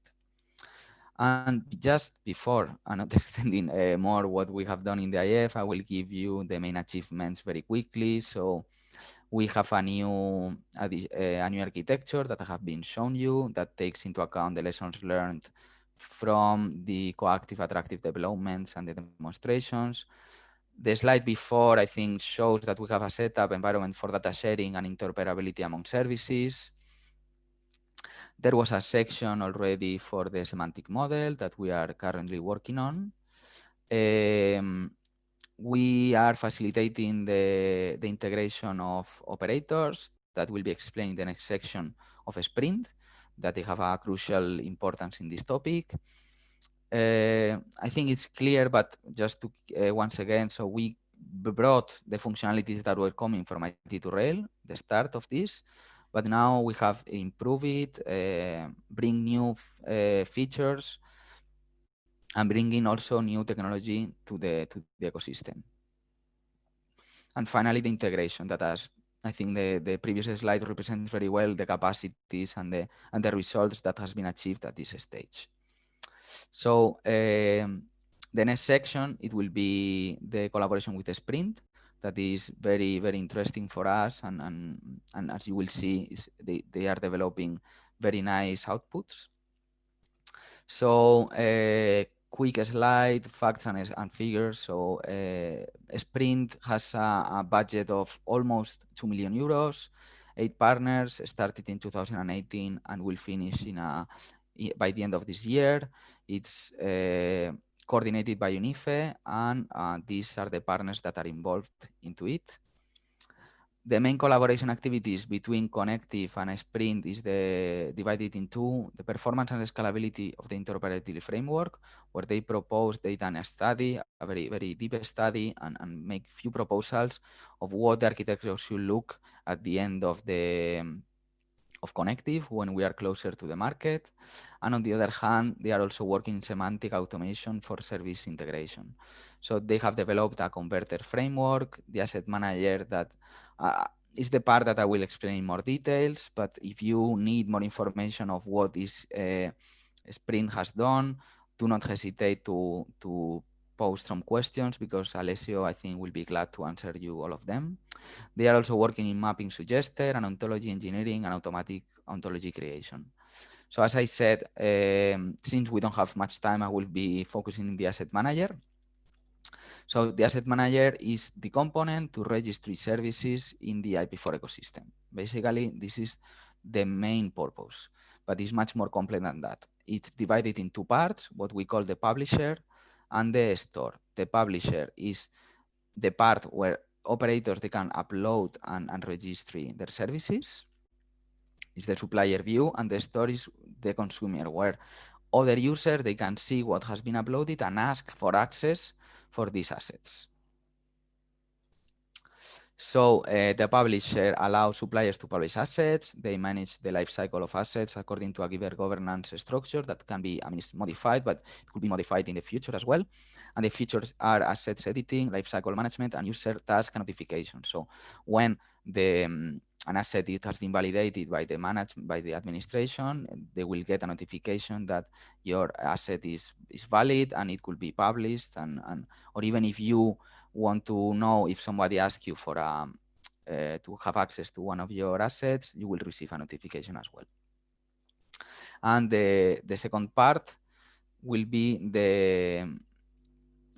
the consumer access to the asset catalog. So it has different features: search for assets, access requests for private assets, asset metadata, and asset attachment. So I think this is it from a sprint, and now we can go to the next part, the business analytics side. So I give the ball to my colleague Stéphane Laurent, that is the leader of these activities. Thank you. Stéphane, are you there? Yes.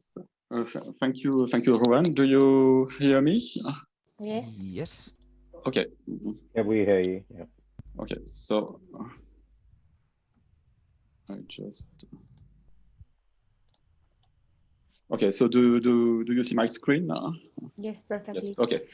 So thank you, everyone. So I am Stéphane Laurent from Thales, and I am leading business analytics for transportation inside the Connective project. So business analytics is developed with Thales, Indra, Network Rail, and Hitachi Rail.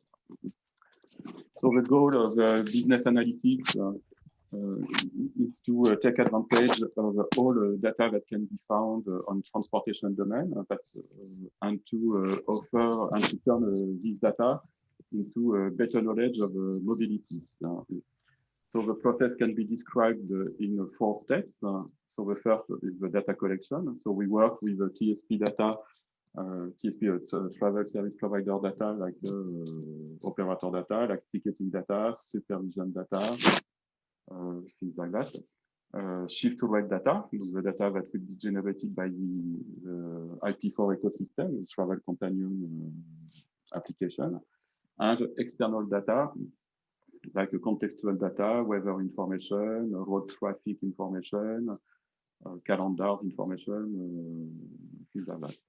The second one is to store this data in a big data architecture. So currently we developed different architectures based on Hadoop or not, and we test also other architectures based on GPU, for example.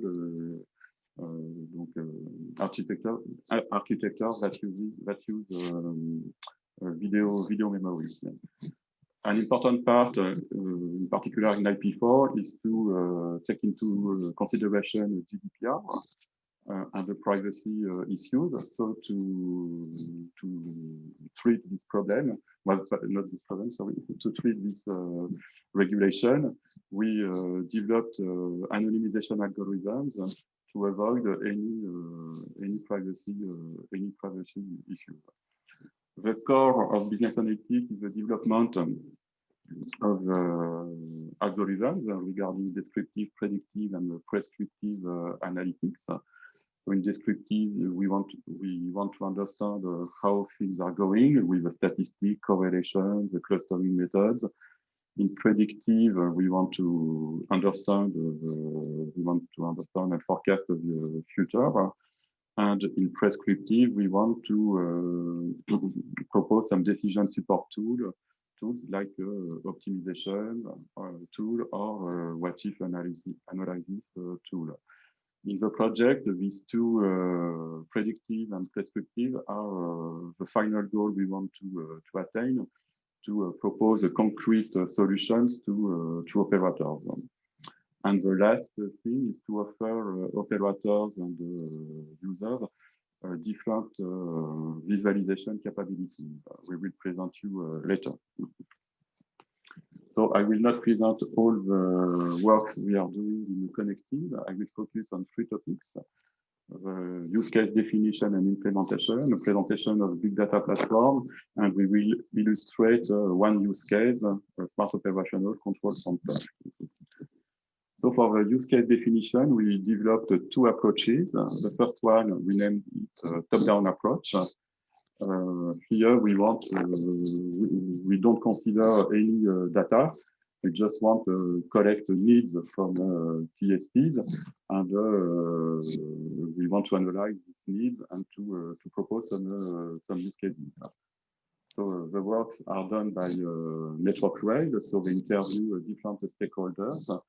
And for me, it is the occasion, yes, to say that we are looking for stakeholders to enrich the matrix they initiated with their needs. So if you are interested to be interviewed, you can contact me or contact Juan, the project coordinator, and we will transfer your coordinates to Network Rail.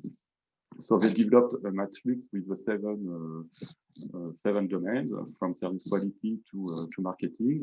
And you can see here some highlighted use cases. It corresponds to use cases that are developed in the bottom-up approach that I am now describing. So for the bottom-up approach, so we start with the data we can collect. So the data we have with the customer we work with, or open data that are available. A lot of open data are available and allows to perform a rich analysis. And so we developed currently three use cases. The first one, public transport services, is led by Indra. And they work with the best company in the Madrid region. And the goal is to improve quality of service, improve sales, and better understand the traveler's behavior. The second one is maintenance activities impact mitigation, and the works are led by IP4. And the goal here is to minimize the impact of maintenance activities regarding the service on the network, and to minimize service interruption for people can travel, continue to travel. And the last one is led by Thales, and I will illustrate it later, so I can pass quickly on it. So based on based mostly on the bottom-up approach, so we developed three platforms. So we decided to develop three platforms to allow the parallel works, to allow us to test a lot of the components and to select these components. And it is also a solution to solve the problems when data cannot be exchanged between partners. But we have three platforms, but we defined the same layers to have a common point of view of the different platforms. So we have a data source layer, data staging, to process the data storage to store the data analytics for the algorithms, and data visualization. Here you can see the components we have currently used and tested. And the next step is to integrate, as we have three platforms, three use cases. We work to offer a common view of all these works, with the definition of an ontology for business analytics and a common standard for data description sharing. And results will be integrated in the operator portal that has been described before. So now I will describe quickly one use case that we developed. So the use case is named Smart Operational Control Center. The goal here is to work with an operator to help to manage his line or his network. And we define the three time horizons for the analysis. So a long-term horizon for the next days to next month, where the goal is to plan the supervision in case of specific events. The second one, medium term, so we want to adapt the supervision to manage potential incidents on the networks. So it is for the next hours and in real time for the following minutes. So here we don't have the time to plan or to adapt, and we just have the time to react to a particular situation. So in Collective, we focus our works for now currently on the long-term analysis, And what we want to do is to perform some predictions, and based on the predictions is to adapt the timetables regarding these predictions. So currently we have we use open data. In Paris and suburbs, we have a lot of open data available. So we use geoposition of each railway station. We have 4 years of historical data, the number of validation per station per day and per year, the percentage of validation per station per day and per time slides inside the day. And we collected since the beginning of the project real-time data. So we crawl open data each day to get some information about the waiting time displayed that are displayed on each railway station, the alerts displayed on each railway line, weather forecast, road traffic, and we also collect information about different events. So I will now show you a short video to illustrate not the predictions, because we currently developed the algorithms, but only the descriptive part of the works we have done, based and with a different visualization based on the Kibana. We built some dashboards. We use also more dynamic tools like Kepler, and we also developed new promising tools based on virtual reality. So now I will show you the video. So I stop the screen sharing, and I now show you the video.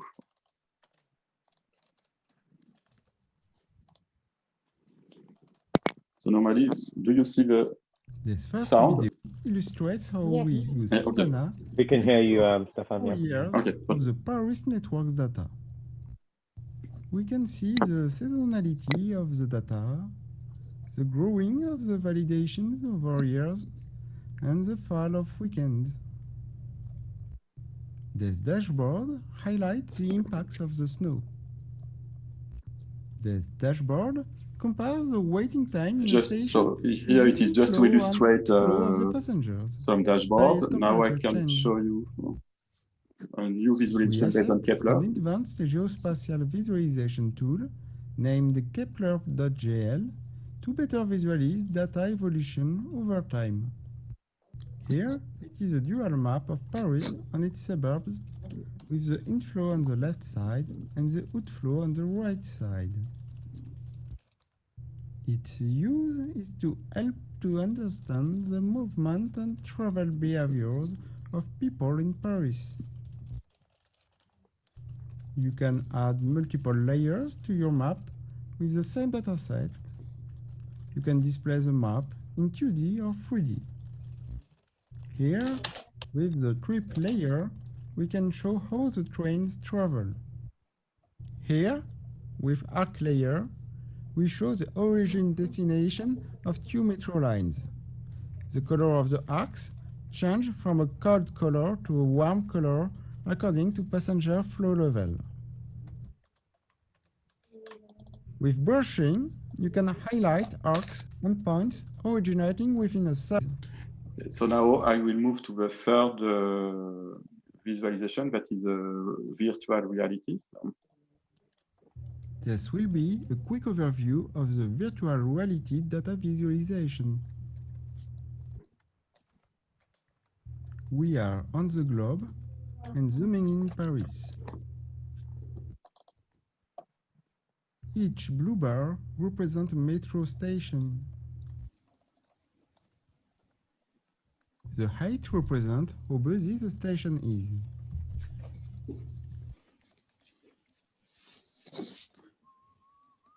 Clicking on the station bar, we can open the corresponding data graph. This one shows the number of people passing by the station for every day in the last 6 months. Each cell is a day, each row is a week. We can see that there is less people taking the metro on the weekend, particularly on Sunday. Opening multiple graphs on different stations, we can spot some anomalies. Some are specific on a station, Some may be present on multiple stations, like one caused by holidays.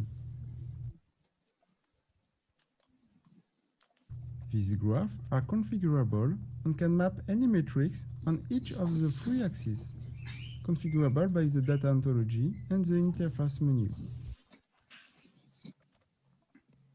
If we open some graph on the yellow line, you can see a strange lack of people on Saturdays, multiple weeks in a row.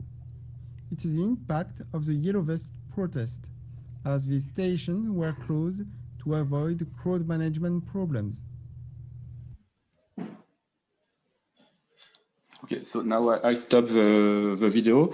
Here for the virtual reality, so you can see a rendering in 2D, but you have to imagine that in fact you have a casque on your head, and you are in a 3D surrounding environment. So now I come back to the presentation. So here you can see my colleague who spoke during the demonstration, and he has his casque on his head. So, so just to finish, I will present you the main achievements. So based on the use case definitions. Definition we did and the implementation of the three use cases. So we have developed different architectures. We developed analytics algorithms. We study anonymization algorithms to guarantee data privacy. And we have shown that with anonymization, we can have a good, not an important loss of information. And we have presented also different visualization capabilities. And so we enrich the components that have been initiated in IP4. So that's done for my presentation. Thank you. Thank you to all. Thank you very much, Stefan. Really interesting presentation from Cohesive and Connective. So now we have time for questions. We will start well in the order how that they were written. So the first one is a question to Marco, and it was written by Philip, and he said, as a customer, I need a quick overview of trip duration, connections, and prices. In the application Travel Companion, is there any way to incorporate the price of a trip in the trip option overview? So, Marco? Yes. Today, this is an identified, I will not say issue, but it's an identifier feature that we don't have. So we can see all the details of the trip, and just when we select one, we can see the prices of this trip and the different tickets that we are able to buy and the ones that we cannot buy online. So today we still have this two-step approach, and we are working on the design of a new screen that then can compile all the information together. Okay, thank you very much, Marco. I hope this answered your question. And now we go to the second question that it was written by Gemma. Well, she said that it was directed to Abel from Network Rail. So the question is, any pattern or method to generate use cases, or have they been generated in an arbitrary way? Thank you, Gemma, for the question. So from my perspective, the study we've done focuses on passengers. So we've done a study on passengers across Europe, and we've taken a demographic, as you can see from the user profiles, that covers age range, location, profession. So it's been systematically chosen. However, there are other use cases done across the IP4 project, which Marco can better shed more light on. For what we've done today, we've actually taken a methodical approach, looking at passengers across Europe, from people going for business, people going to work at leisure, and we've used that to kind of elicit what their needs are, what their requirements are from a passenger experience perspective.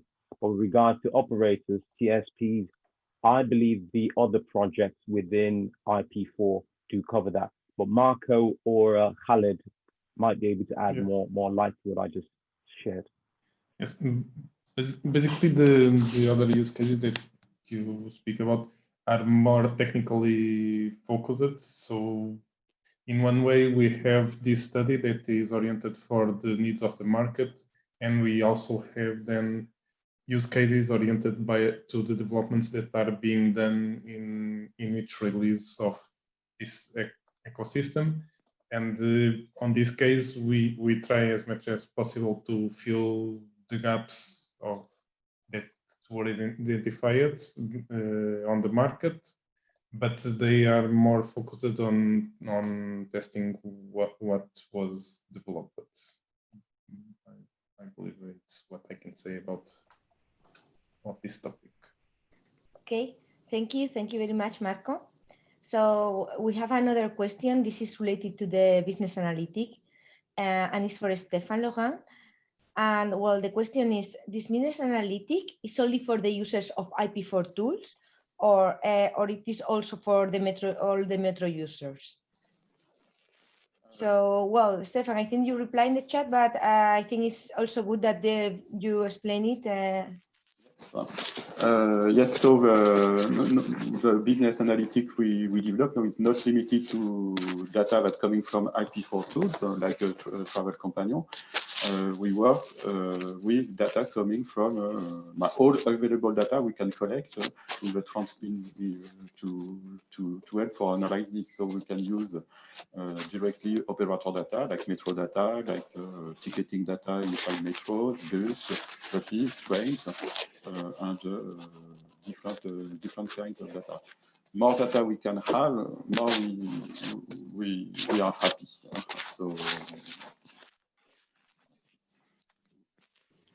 Okay, thank you very much, Stefan. I don't know if we have any other question or we have any hand raised. So just to mention, we have also Alessio Carini from the Sprint project in case you have any question regarding a Sprint project.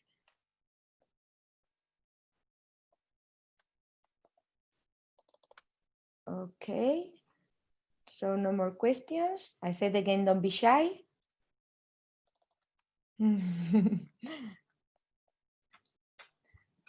Well, so then I think we can close here.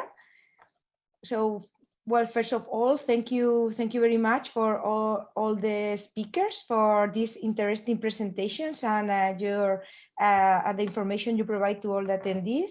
Also, thank you very much for all the people that were here during the sessions, and well, those that provide questions. And I really thank you that you show interest in the work we are doing in IP4. Okay, I think that we have anything. Okay, so well, no more questions, and thank you very much. Hope to see you again, if not in a physical event, in a virtual event. So, well, that's it. Thank you very much. Thank you all. Thank you, Esther, for your help and support. Have a good day. Bye-bye. Have a good day. Bye. See you all. Bye-bye.